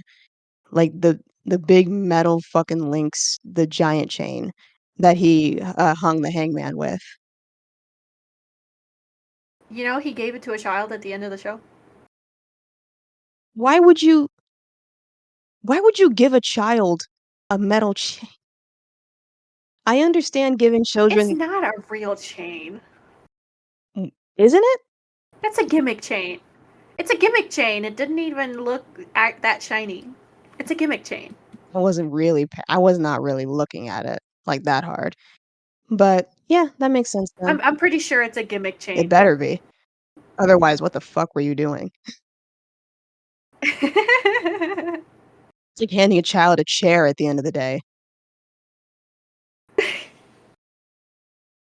which I guess they technically do with commemorative chairs, but anyway, yeah. Little note from me here is God, I want Takeshita so bad. And I do. I want Takeshita so bad. I like him so much. Yeah, he's great. Yeah. To start off the match, Swerve puts his hand out for a handshake, which Takeshita takes kind of gingerly, kind of cautiously. And then at some point, they're just holding hands at this point, giving a gay ass stare down. And then it turns into them like grappling, like floor grappling on the mat. Um, and then we get like Swerve overpowers Takeshita for a little bit, gets him in a headlock, and then kind of like the rest of the match, Takeshita just muscles him out. And it's like at some point the crowd is chanting something in Canadian French, but they are chanting. They're happy. What are they saying? I don't know. And then we We, cut to I Joe. can, Yeah? I could probably read it. Like if the chants were shown to me on paper, I could probably understand them. But when it's like an echo in an arena and it's already a language I can barely understand, it'll be difficult. But yeah, they were chanting in French. They were happy. They're having fun. I don't even think I could have read it. French, even Canadian French, is just too difficult for me. Too difficult for my small brain. But then we cut, and Joe is watching the match backstage from the monitor. And then we get Swerve. He suplexes Takeshita. Takeshita rolls through, and he just levels Swerve with a forearm. And he just spends a bunch of time just muscling Swerve around. Like, at some point, he has him by the dreads, and he's just walking him like a dog. I'm like, yep. Oh my god. What a match, huh? What a match. Yeah. It's really just a lot of power versus agility because, like, clearly Takeshita is much bigger than Swerve. Swerve is not small, but Takeshita is huge. But Swerve is really, like, athletic, really agile, really acrobatic. So he does quite a few different like aerial maneuvers to try and get one up on Takeshita. Um, and I really like the little Mhm. story of just the power versus the agility. The power kind of mainly wins for most of the match. Um, like there's a really like sick poison rana that Takeshita does like into the blue thunder bomb from hell onto Swerve, which is what I call Takeshita's Mhm. blue thunder bomb because it does look like it's from hell. Yeah. But then we get Swerve hitting his top rope double stomp onto like from the top rope onto the apron on Takeshita. And it is a holy near fall Batman because I certainly thought the match was over then and there, but Takeshita kicked out at 2. Um, but then Swerve wins. There was Yeah? hold on. There was something he did where like he countered Takeshita. Takeshita had him like he had like picked him up or something. And freaking Swerve counters by lifting his legs up to his body and double stomping the fuck out of Takeshita. Like this wasn't on ropes or anything. This was like in the ring. And I was like, how the fuck did you do that with your body? I don't remember That that. man is so tall. Yeah. How did you tuck your legs in like it was a jump. It was clearly a jump, but like there's something about the way his legs were so close, like so high up and yet so close to like his chin. And then he just fucking drops both his freaking feet on Takeshita's chest and drops the fuck out of that guy. I was like, how did you do that? That's How? the agility I'm talking about. He's acrobatic as fuck. You are insane. Yeah. Yes. It's Jesus Christ. It was so good. I don't think Swerve has had a match where he didn't impress me in some way, shape, or form. Yeah. Mm-hmm. Yeah. He's crazy. Yeah, but then Swerve wins the match, but it is not by submission, which is curious. Hmm. Yeah. Interesting. Interesting. Yeah, so that match completely fucked. Absolutely fucked. And I really need Takeshita with, like, the international title or the TNT title, fucking whatever you want. Put it on him. He deserves it. Please. Yeah. And then Renee comes in and corners Joe because that's exactly what she did. She just corners Joe, asks him what he thinks of the match, what he thinks of Swerve, and one funny thing Joe said, "This man is celebrating the biggest fade he's ever caught in his life." I just I don't even know what that means. so Matt, you have to help I me. got you, I got you. So, catching a fade essentially means getting beat in a fight. So, Joe is saying he's celebrating about to be beaten the worst he's ever been beaten in his life. Oh, okay. He's talking about Dynasty. Yes. That the Okay, fade I he's got you. going I got you. yeah, Okay. he's going to catch a fade at, Dynasty, and it's going to be the biggest fade he's ever caught in his life, and Swerve is celebrating that fact. Okay, that's hilarious. Yep. Um, one thing that I didn't get to say at the beginning, and I feel like I should just say it now really quickly, is um Shibata's energy during the Will Ospreay match was insane. Absolutely insane. I think that's like the thing that I caught like really, really deeply throughout that whole match. I was like, this is so like I don't know how to explain it.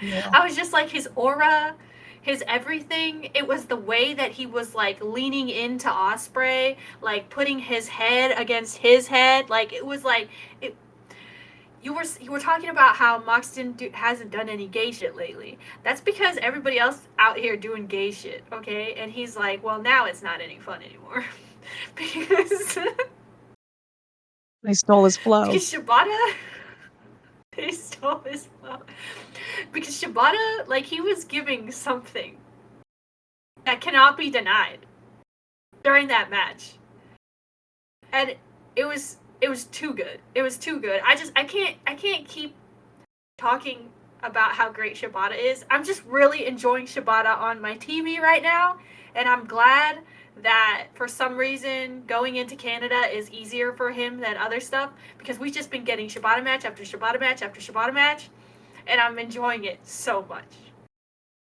Yeah, that is curious. How is Yeah, he? I guess Canada is just better to get into than the US. I don't doubt that. US it airports is. suck dick. Yeah, it has something to do with like Is it like visas? visa restrictions and how it's like easier to get into Canada, I guess. Something like that. I don't know. Word. Word. Oh. On to. On to Rampage, baby. March 29th, 2024. So Rampage starts out with Dustin versus the Butcher, and it is a solid match.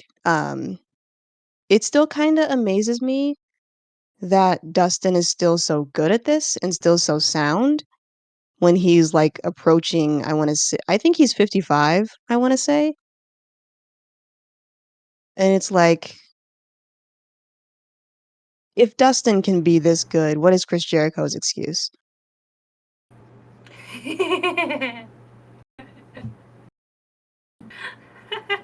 As we can tell, I'm at my fucking limit with Chris Jericho. I'm genuinely at my limit. I can't do it anymore. But anyway, so yeah, I watched this back again this morning. I was having a breakdown on Friday, so I didn't watch the actual show then. So I watched it back today. Great match. I enjoyed it. It's always nice to see the Butcher, but kind of like I said earlier, wish he was in a tag team with Blade, but you get what you get. Mm-hmm. Mhm. So then the next segment is then dinner at Daddy Ass's house. Okay, so explain what the fuck happened here. Okay. So this was so it's a clip. It's a pre-recorded clip. So the Bang Bang Gang goes to Daddy Ass's house. They enter through the garage. Jay has the golden bat. Um, he has a golden bat the entire time. Really? They're just kind of like they mess with his kitchen a little bit. They like insult the place. Like they like throw away some of his food. They're like playing around. It's like being a mild disturbance to the area instead of this being like an Edge and John Cena thing where they go to his house and fucking trash it. Um, it's really just being like, Or menace a baby. yeah, we're threatening a baby, Maleficent style. They're just digging around in there really. And then so they Jay starts to talk and he's been talking the entire time, but he starts to say something pointed. Jay doesn't shut the fuck up, and we love him for that. Big yapper. Big yapper. So Jay starts cutting an actual promo, and he goes, "That's funny, there's no pictures of the Acclaimed in here, yet they claim to be like your proteges." And he goes on to say, "So you want like the catalyst, you want the real Jay White, you want the man who single-handedly sold out Madison Square Garden and the United Center. Well, the last guy who asked for that had his ankle shattered to pieces. Hard. That's hard. That's a bar. Who was it? Adam Cole." That's right. I'm like I forgot. I'm like, who else just recently went I'm down with like sorry. a shattered ankle? Well, I guess Darby, but Sorry, I forgot. that's I okay. forgot. That's okay. Yeah. So then at the end of the segment, it like right as Jay is about to take the bat to the TV, which is playing the Dynamite from last week with the Acclaimed having their promo, like on silent, it's just playing on the TV.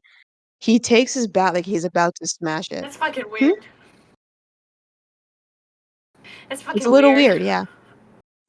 But as he's about to smash the TV, Daddy Ass just he like comes through the front door and he's like, "What the fuck?" But they bleep it. And so, like, Hmm. the camera guy, because they had a camera guy with them, he like he drops the camera and it's just like feet running through the place because like everyone's trying to like flee the scene. And it's like shit, shit, shit, run, run, run, go, go, go. And it's just very funny. I had to go back and Yeah. watch that. I think they have the whole clip on YouTube. Yeah, it was funny. So then they do a tag team bracket breakdown video package. Been doing a lot of video packages lately. I don't think you really need to do all those, but Don't know how to feel. I do know how you feel. Don't know how to feel. Yeah, it's like sure, they're not like intruding, but it's like you don't need all of these. Apparently, people do. But Well, then okay. they can just stop fucking watching wrestling if they're that fucking stupid. If you can't fucking follow along, if you can't follow along, it's a weekly goddamn show. And you have plenty of people on the internet who are willing to break it down and explain it to you. You don't need to show your fucking ass and just say I don't get anything at all ever. You don't need to be that person because that's embarrassing. Yeah. So anyway, Now, when I don't know things, I just ask. when I don't know things, I Or I typically typically just Google. keep it to myself until I see somebody else explain it or do it, and then I just kind of silently take it and then act like I knew the entire time.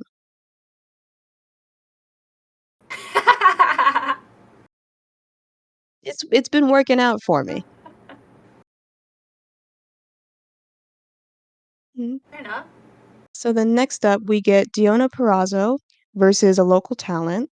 It is pretty much just a squash match. Um, so I wasn't really watching it really, along with the fact that I'm really not a Diona Perazzo fan. She's and there's nothing really against her. She just doesn't do it for me, which is fine. But Thunder Rosa was mentioned on commentary because of their tag match against Mariah May and Tony Storm. It was said that Diona thought she found someone who was on the same page as her, but um, because of the outcome of the match, it seems not so much. So it's interesting. It's interesting. Yeah. And then the next match is Mariah May versus Nikita. And when Mariah comes out, Tony comes out with her and they kiss. And I'm just like, that's fantastic. I love that. Much more of that. They They listen to do. emotional support wrestling. They heard us. The girlies are hearing us. They heard us. Yeah. Yes. So Tony kind of cuts a little promo and she says Mariah will be filling in for her because I have injured my hamstring and I won't dare tell you how. Ma'am. Ma'am. Because now we're thinking about it. Because now we're thinking about it. Hmm. And we're coming to conclusions. Yeah, She knows what she's doing. She knows. she knows. Yeah. And then I love this line from Tony Schiavone. He just goes, Luther's a creepy guy, brother. He's just so matter of fact, just he's a creepy guy, brother. He's like, I don't know what to tell you. Yeah. So this was also just another squash match.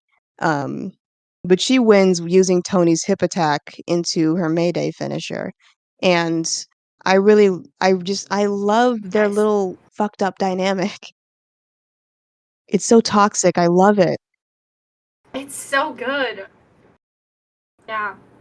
I still haven't have yet to watch the movie that they're basing like all of the stuff off of, All About Eve, but I really want to watch it so I can see how like they're pulling from that, you know?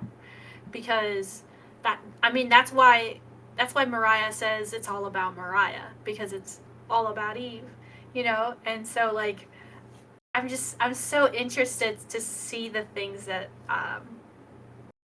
they pull from that film, because I'm sure there's layers upon layers of stuff that I'm just not understanding. But I love it so much. Yeah, agreed. I think I'll watch the movie probably after this angle is done because I don't want to watch the movie and then I know how it ends. Because I just kind of want to see how this plays out. Like I have a general idea, of course, but I want to see how they do it. Mhm. Mhm. Yeah. You're right. Yeah. So then we transition backstage with Lexi. She is with this new person, Zach Knight, who I've never seen before in my life, probably because I've been missing Rampage for the last 6 months straight.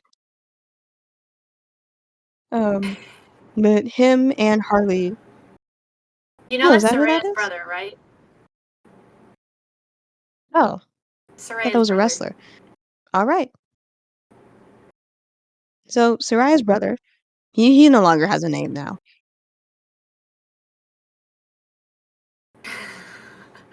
Yeah. Let's keep So it that him way. and Harley, they have a little promo. Harley's insane, and I like it. And then Cool Hand Ange comes through and attacks Sarai's brother with a pipe. Like, just beats the shit out of him. It's pretty cool. It's what he I deserves, don't know. I think. This is the first I'm hearing of this, but have fun, you guys. So then Ruby Riot comes through. She's like, fuck.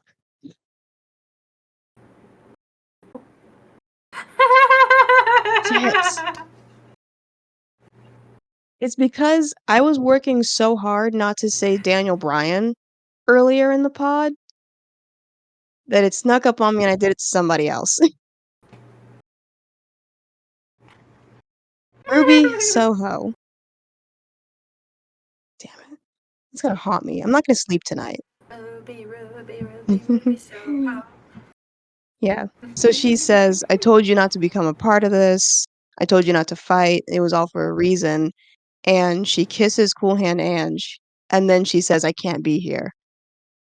And Cool Hand Ange is just like, I don't even know what that means.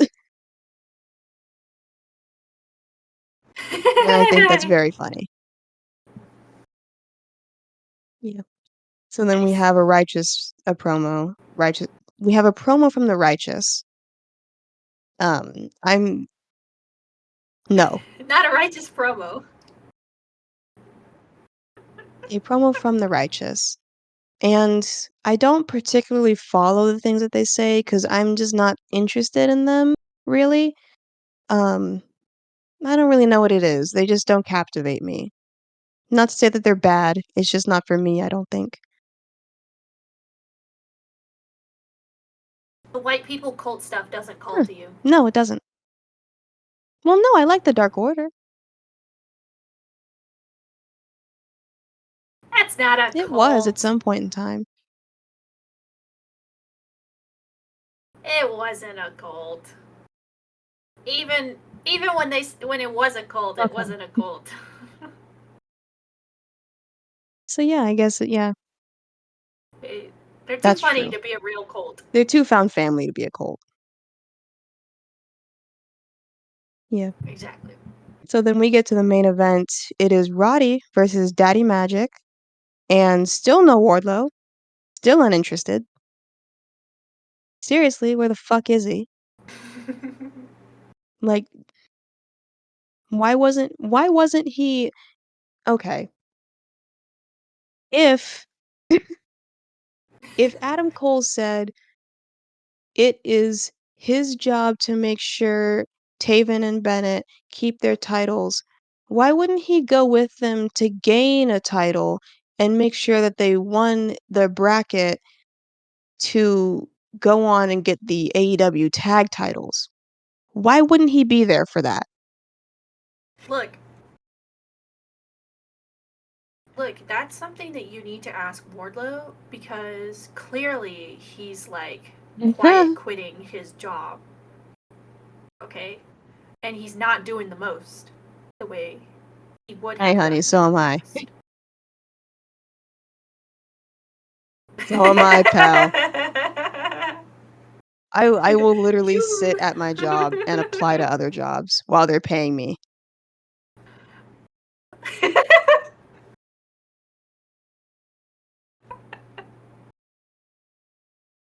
Yeah, I'm with you, Wardlow.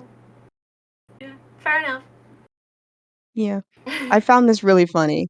But when the match started, Matt Menard was like they were just like kind of grappling and the crowd was chanting. And so he just turns, says something in Canadian French, arena starts fucking shaking. Like they were so happy. They just blew up for that. And he did it a few more times, equally if not more excitement. And I'm like, that is so much fun. That's crazy. They're having so much fun. Yeah. I'm Yeah. glad they had big pops. Yeah. There was this really like hard fucking backbreaker that Roddy dropped Matt into, like just like on the apron. And then he did another like backbreaker style with Matt Menard like driving his knees into his stomach. I as much as I don't like Roddy being international champion, he is always going to be one of the best wrestlers in the room.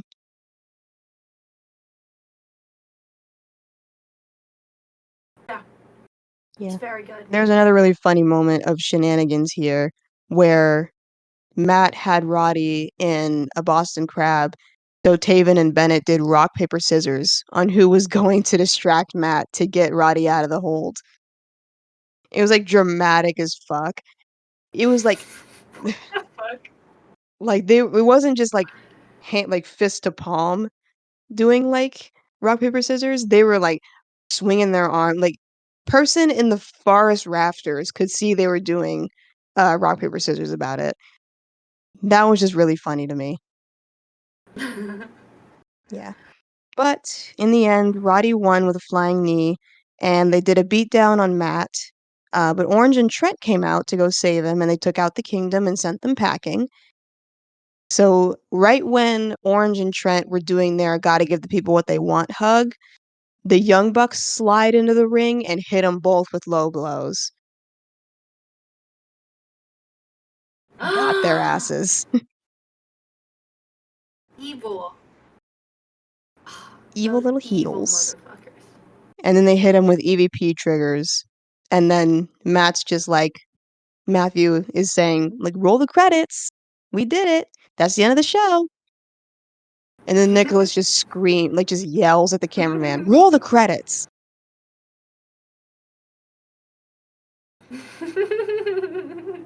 Yeah. So yeah, that was Rampage. Oh, they're funny. Yeah. Nice. Okay. So, I guess we can talk about Collision now. So it's not going to be as thorough as yours, and also I didn't do this in chronological order, and also I may have missed something because I fell asleep immediately after I watched it, and I watched it like 4 hours ago, 5 hours ago. So, um, I do know that it does start with the Big Cope Open. He cuts a little promo. Talks about how he's happy to be here. You know, he's happy to be in Canada and stuff like that. And then his surprise challenger comes out, and it was Matt Cardona. Um, the crowd went nuts for Matt Cardona.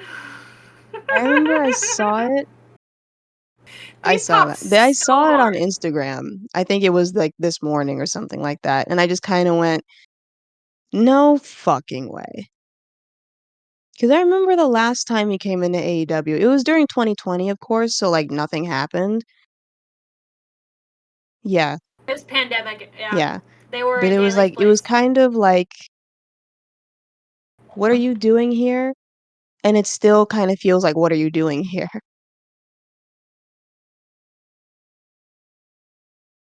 For me, that first one was, holy shit, what are you doing here? That's Zack Ryder. This second time, it's like, I Yeah. don't care. Why are you here? Get out. But anyway, the crowd really enjoyed it, so I'm glad that they got to have that big surprise. Um, yeah, this was one of the few surprises that did not get spoiled beforehand. I think SRS had said something like there's going to be something interesting going on, but he never actually said what it was, so it was nice that people actually got to be I'll surprised give by him something. that. Um, it was kind of a banger match, but I wasn't paying attention. Um, Not really. I wasn't feeling it. I see Matt Cardona and I'm just like, I don't know. But after the win, Yep. Cope won, obviously. Um, Malachi Black appeared. He tried to beat down on the exhausted Adam Copeland. And then Big Chicken Mark Briscoe and Mad King Edward came out for the save. I think they got beat down, but I can't really remember how this ended. Um, and then later on in the show, you get a promo in the back from all three of them. And all I have to say about the promo is none of these men are the same type of queer. Like that's three different gays. They're just, And they look I don't know. The energies, they just look completely different. And it's it's like like, that one what's meme, going on here? "Why do they all look like the every letter of LGBT?"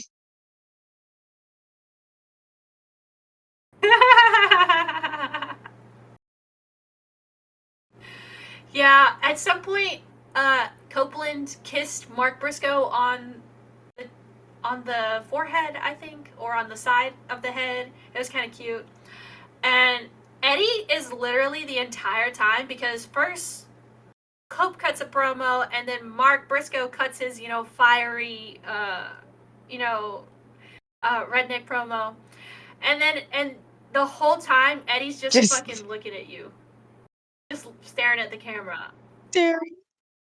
with like a oddly satisfied smirk on his face or something. And it's like, what are you doing? I don't understand. And then he starts talking. I have no idea what he said. He like messes with his cap a little. I stare into his big blue eyes. I stare at his eyebrows for a little bit, and then it's over. I did enjoy the his Steelworkers Union orange shirt that he always wears. Okay, every time I see it, it pops me. That man is pro union, and I appreciate that. Um, After that, I believe there was a video package for Will Ospreay. I'm trying to like read through my stuff because I didn't put it in order, and I'm trying to remember the order. So there was the video package for Will Ospreay on the show, which was it was like a mirror to the Bryan Danielson video package that we got on Dynamite. It showed his career from Brit Wrestling Independence to New Japan. It listed all his victories, his championship wins, etc. Like it showed how he went from junior heavyweight to heavyweight champion. They mentioned very specifically how he beat Kota Ibushi for the IWGP World Heavyweight Championship. And I did not know that. I did not know he beat Ibushi, and so now all I can think about is like, You Ibushi, didn't? come back, please. No, I didn't That know. was, yeah, I didn't that, know. made me wanna put my head through a wall. 'Cause what a fucking downgrade. Like, I can count on on one hand my least favorite title changes. That's gotta count for at least 3 fingers.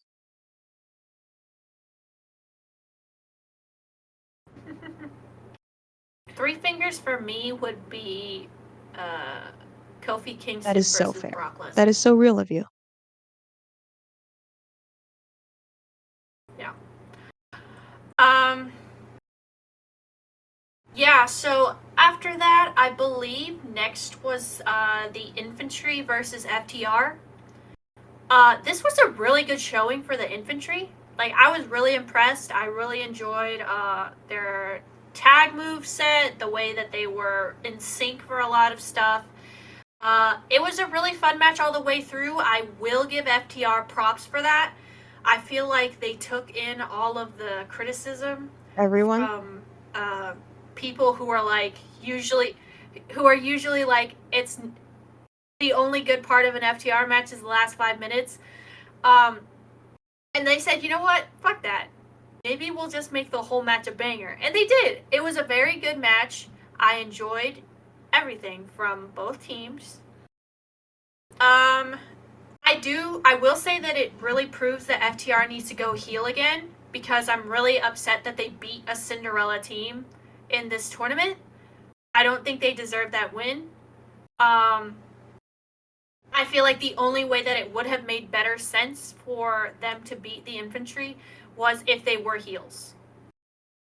Because there was something about the way they did the Shatter Machine at the end that made me go, interesting, because it felt like it came out of nowhere and it was like a really smart way of like getting into the Shatter Machine, and I really liked it.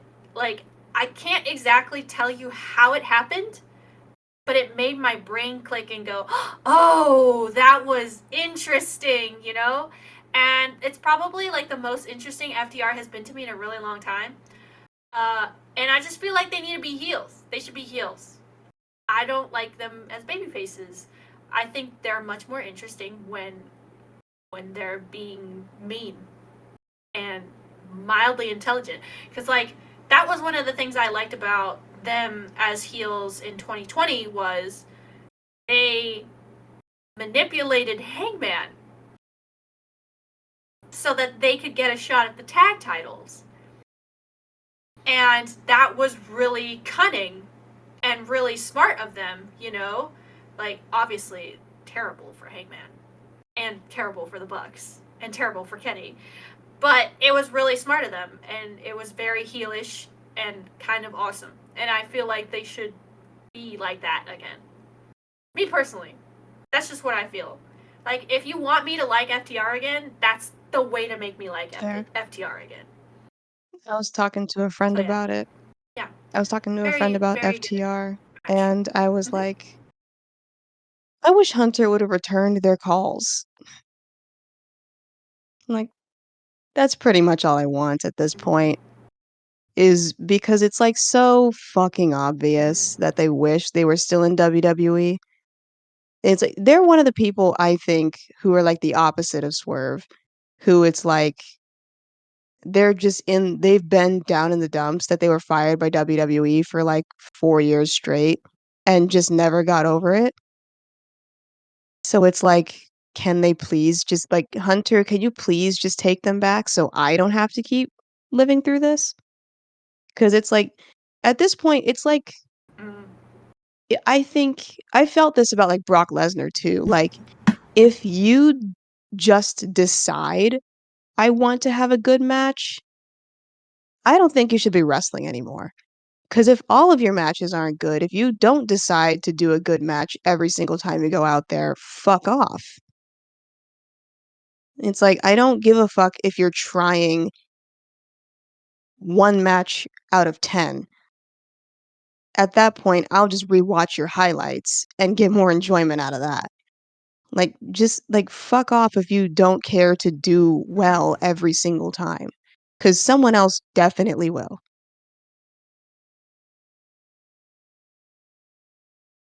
Yeah, You can do that shit over in WWE for all I fucking care. I agree. Yeah, so anyway. Mhm.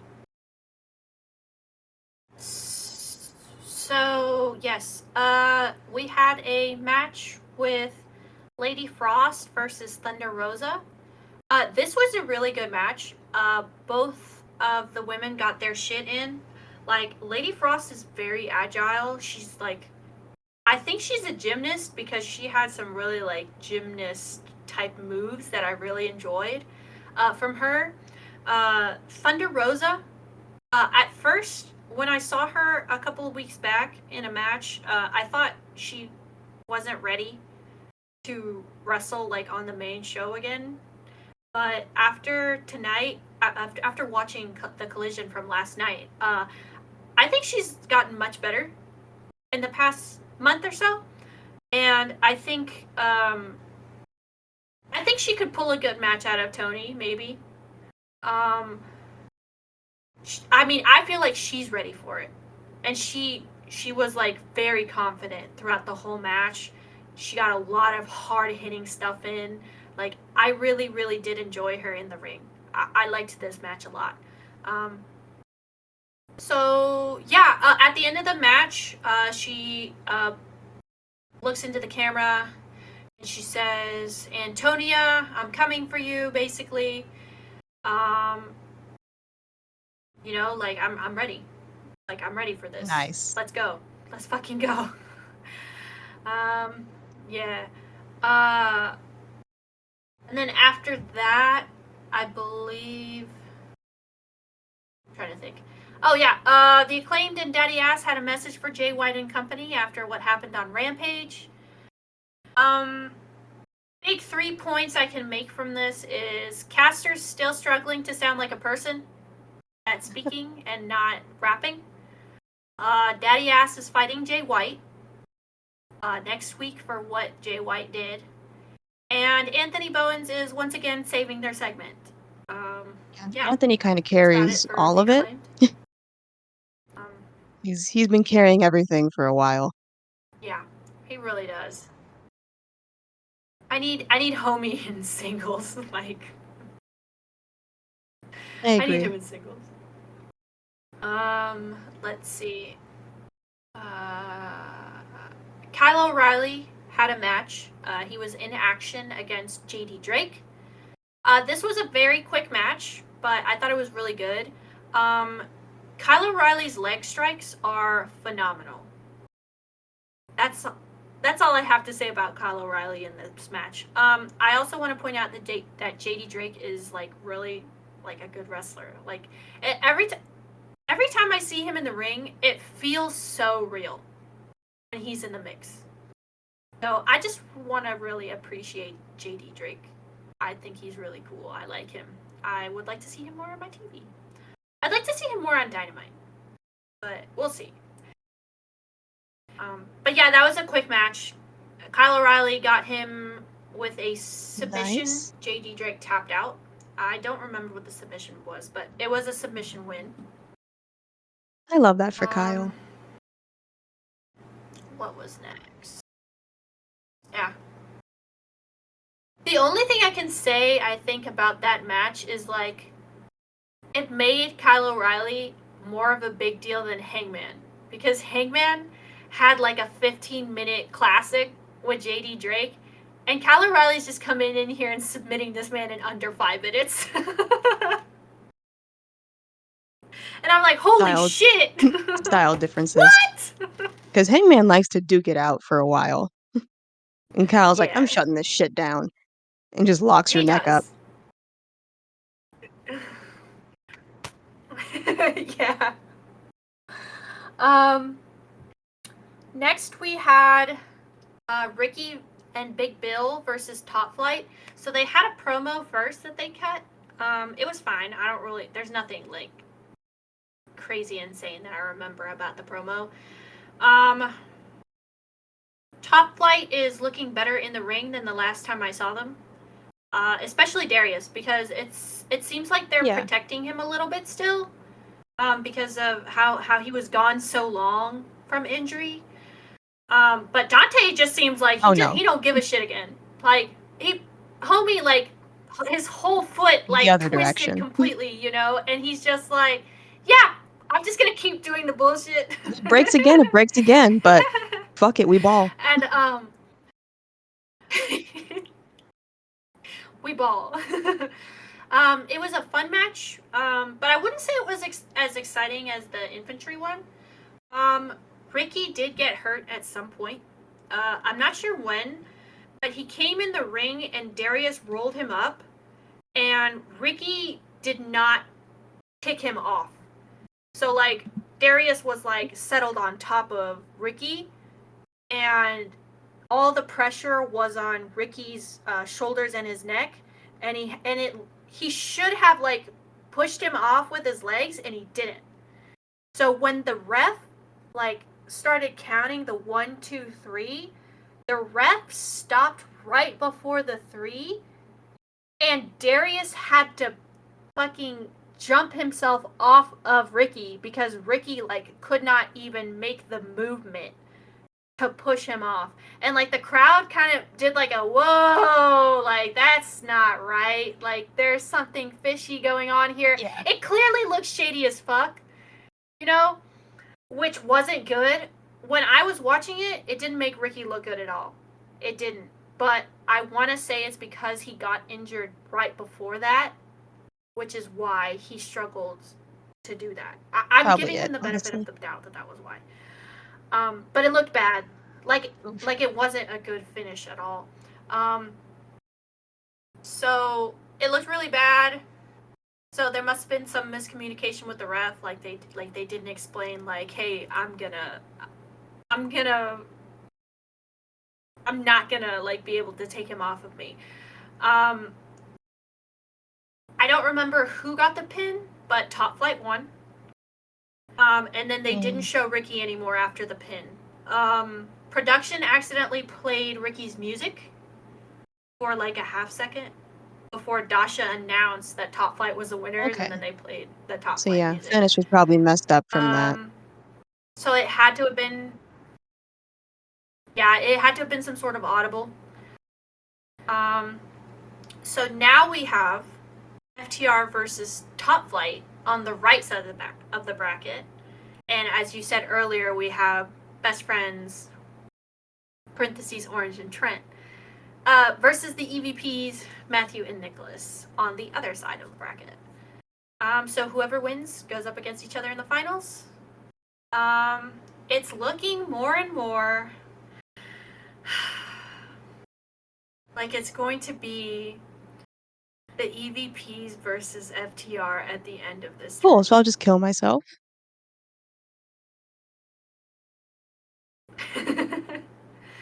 I'd really like it to be I'd really like it to be the EVPs versus That would, Top yeah, Flight because they always have banger absolutely. matches with Top Flight. I feel Yeah, I feel like But we'll that would see. give, like, the same feeling that, like, Private Party versus the Young Bucks had, because it's kinda like, their protege tag team. Because I remember them hiring Top Flight, Yes. Hmm. and them having, like, a little program, like, I think it was, like, 2022 Yeah. before Double or Nothing. Yeah, it was 2022 when Top Flight came back, like, the first time and they fought the Young Bucks in that tag eliminator match. Like, I Yeah. want that back. Mm-hmm. I would like I just said, I'd rather kill myself than have to go through another Young Bucks versus FTR because I'm so fucking sick of FTR just picking and choosing what matches they want to be good. And knowing them, they'll probably choose to just sit out trying for this match because it's the Young Bucks.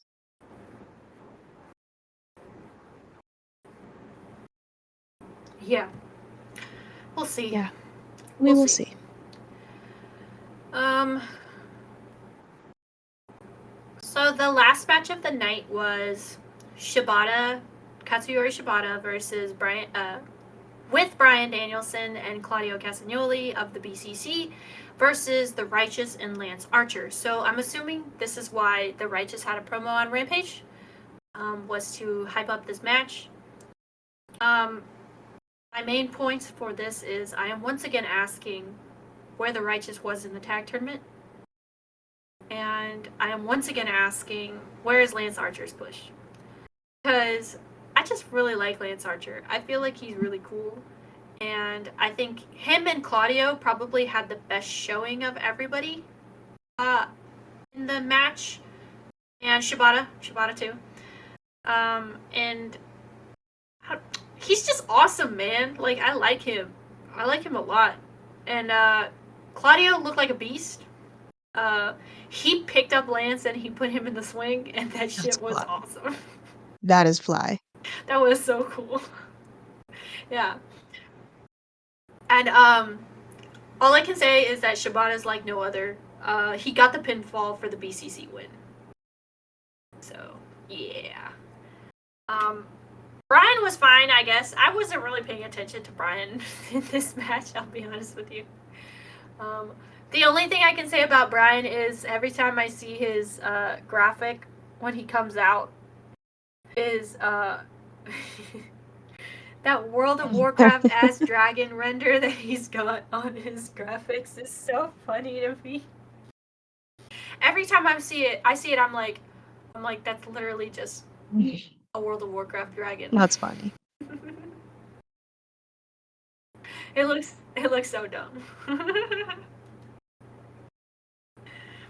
But yeah, that's pretty much it for Collision. I might have missed a few things, but that was pretty much all the stuff that was on Collision. Oh, I did miss one thing. Tony and Mariah kissed again. Backstage. They kissed again backstage, and Mariah was like super like bashful about it. Like Tony was still like she kissed her, and Mariah was like she had this like cute little smile on her face, like I can't believe that just happened. And then Tony keeps talking about, I believe it was about Thunder Rosa, because Thunder Rosa won the match against Lady Frost. And Mariah's just like she's just like overwhelmed like by the kiss, you know? And I do too. I love them, man. I love them so much. I'm so happy that we get to see more gay shit in my women's wrestling. In my men's wrestling, but in my women's wrestling. Yeah. So I also got to tell my brother that Tony Storm is married to Juice Robinson. His reaction was so funny. He just went, what? The two weirdest people you know. Yeah, and then I was like, but think about it. Like, they're both crazy. And he was like, yeah, they're both autistic. And I was like, oh, okay. I honestly think most athletes, like especially pro wrestlers, are on the spectrum of autism. Because I think it takes that kind of like fixation and dedication and particularness of a thing to become successful in pro wrestling. And any sport, really. Yeah. I think athletes just are what they call high functioning. Like, they found something that holds their focus, holds their attention. Like, they have to exercise for, you know, it gives them everything they need. Yeah, it gives them everything that they need in order to, like, function normally, as they say. And it's like, you know, the sport is literally just hiding the fact that they are. It's like that one meme where it's like your grandpa saying autistic people didn't exist back in my day. And it's like, oh yeah, your neighbor who had 100 trains was not autistic.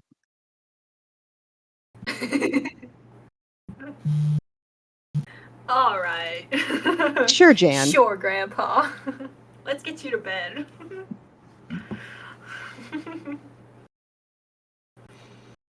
All right. Well, now that we're done recapping the shows for this week, we have a couple of listener questions to talk about. Um, First person to ask was Mike on Twitter. He asked, "What are our thoughts on House of Black versus Cope, Briscoe, and Eddie? If we have any House of Black, if we have any, because House of Black near Eddie, he said that it has so much potential for him personally.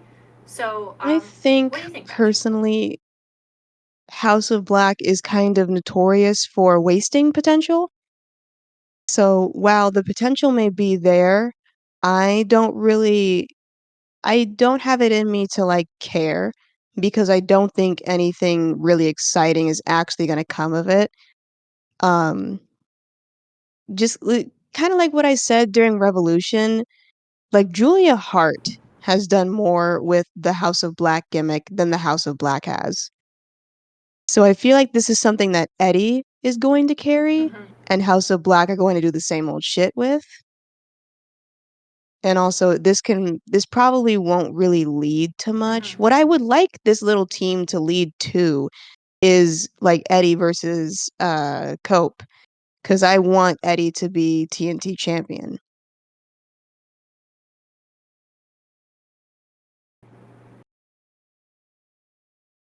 Yeah, it Yeah. could make up for the title he lost. Yeah, I'm not optimistic about them. it is a little weird too. Yeah, go ahead. I understand that. I was gonna say it is a little weird too. That Eddie and Briscoe are gonna be on the same team when they have Supercard of Honor coming up, and Eddie is putting his ROH Championship on the line against Mark Briscoe. So I wonder how the dynamic will be in this tag match. Um, it may not Some be good. story. uh-huh. But in terms of like Eddie versus House of Black, I feel like it would be fun if House of Black actually put their all into being what they are and being spooky. Because like that was one of the things I just remembered. That was one of the things that Eddie said was like he's not about all this spooky stuff, you know. And I think it would be funny if they just went overly spooky on stuff. And I don't just mean blacking out the lights, like turning off the lights and then appearing. No, I mean like some actual horror cult spooky shit that might freak Eddie out. And I would just like to see how New Yorker Eddie deals with these kinds of things happening around him. Like would he start to find it creepy, or would he just walk around it like another day in Brooklyn? Like what would his reaction be? And I would just really like for them to really try to scare him in any way possible, and for him to just be like, anyway, I'm gonna go get my bacon, egg, and cheese. He just walking around like I seen weirder shit in Yonkers, like, pal. you...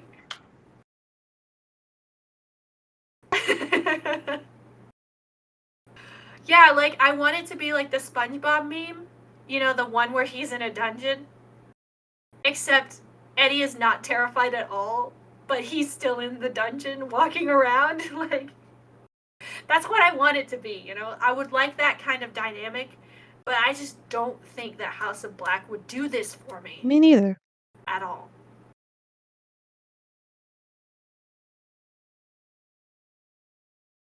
Yeah. Um,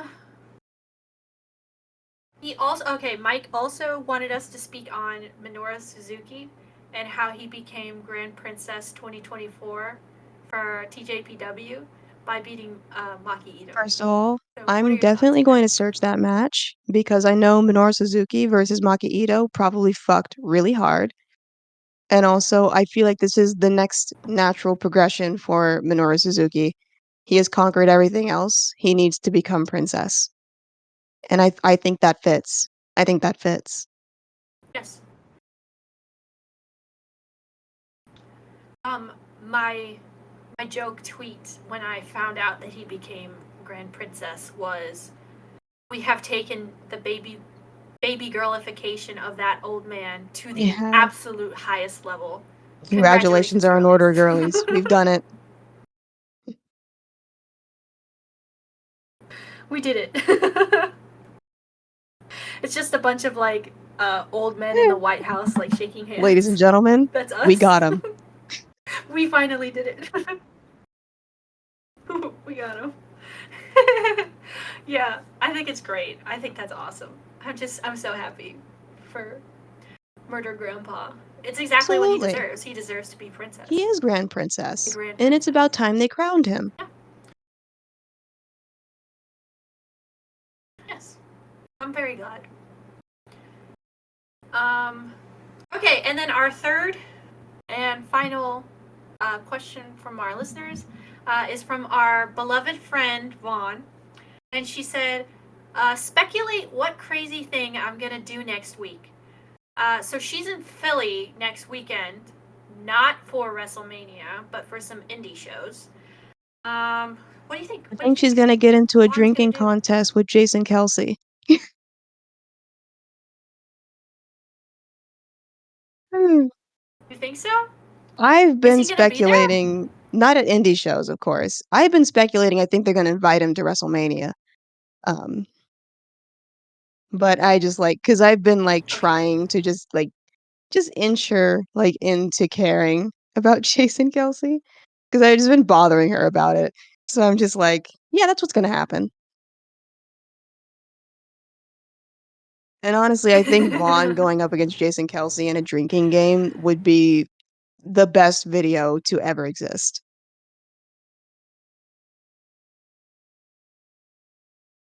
Oh my god. Somebody said that she's probably going to be walking around with her little Her tiny microphone? with her little mini microphone, Yeah, I hope so. and just asking people questions. Yes, on her tiny microphone. Yeah, that's what I want. I would love it if it was like, you know, the Being the Elite episode where the Bucks are in the same city as WrestleMania, and there's like 3 cameos. One of Kevin Owens, one of Sami Zayn, and one of AJ Styles in the background. Like, I would love if Vaughn did a TikTok where that happened, and she just like, there's just random wrestlers in the background while she's talking about, I don't know, something that she really likes that's not wrestling, like her girls' nights outfits. Or her girls' nights outfits. Yeah, she could be talking about girls' nights outfits while there's just men in the background walking around. Maybe a female wrestler. That'd be an elite video. Throw one in there for good measure. Yeah, I feel like that would be so fun. Vaughn, you have to make these come true now. That'd be really cute. Yeah, unfortunately now these are legally we're binding. holding you to these. Yeah. If you don't find Sami Zayn at some point, You're gonna be upset, Vaughn.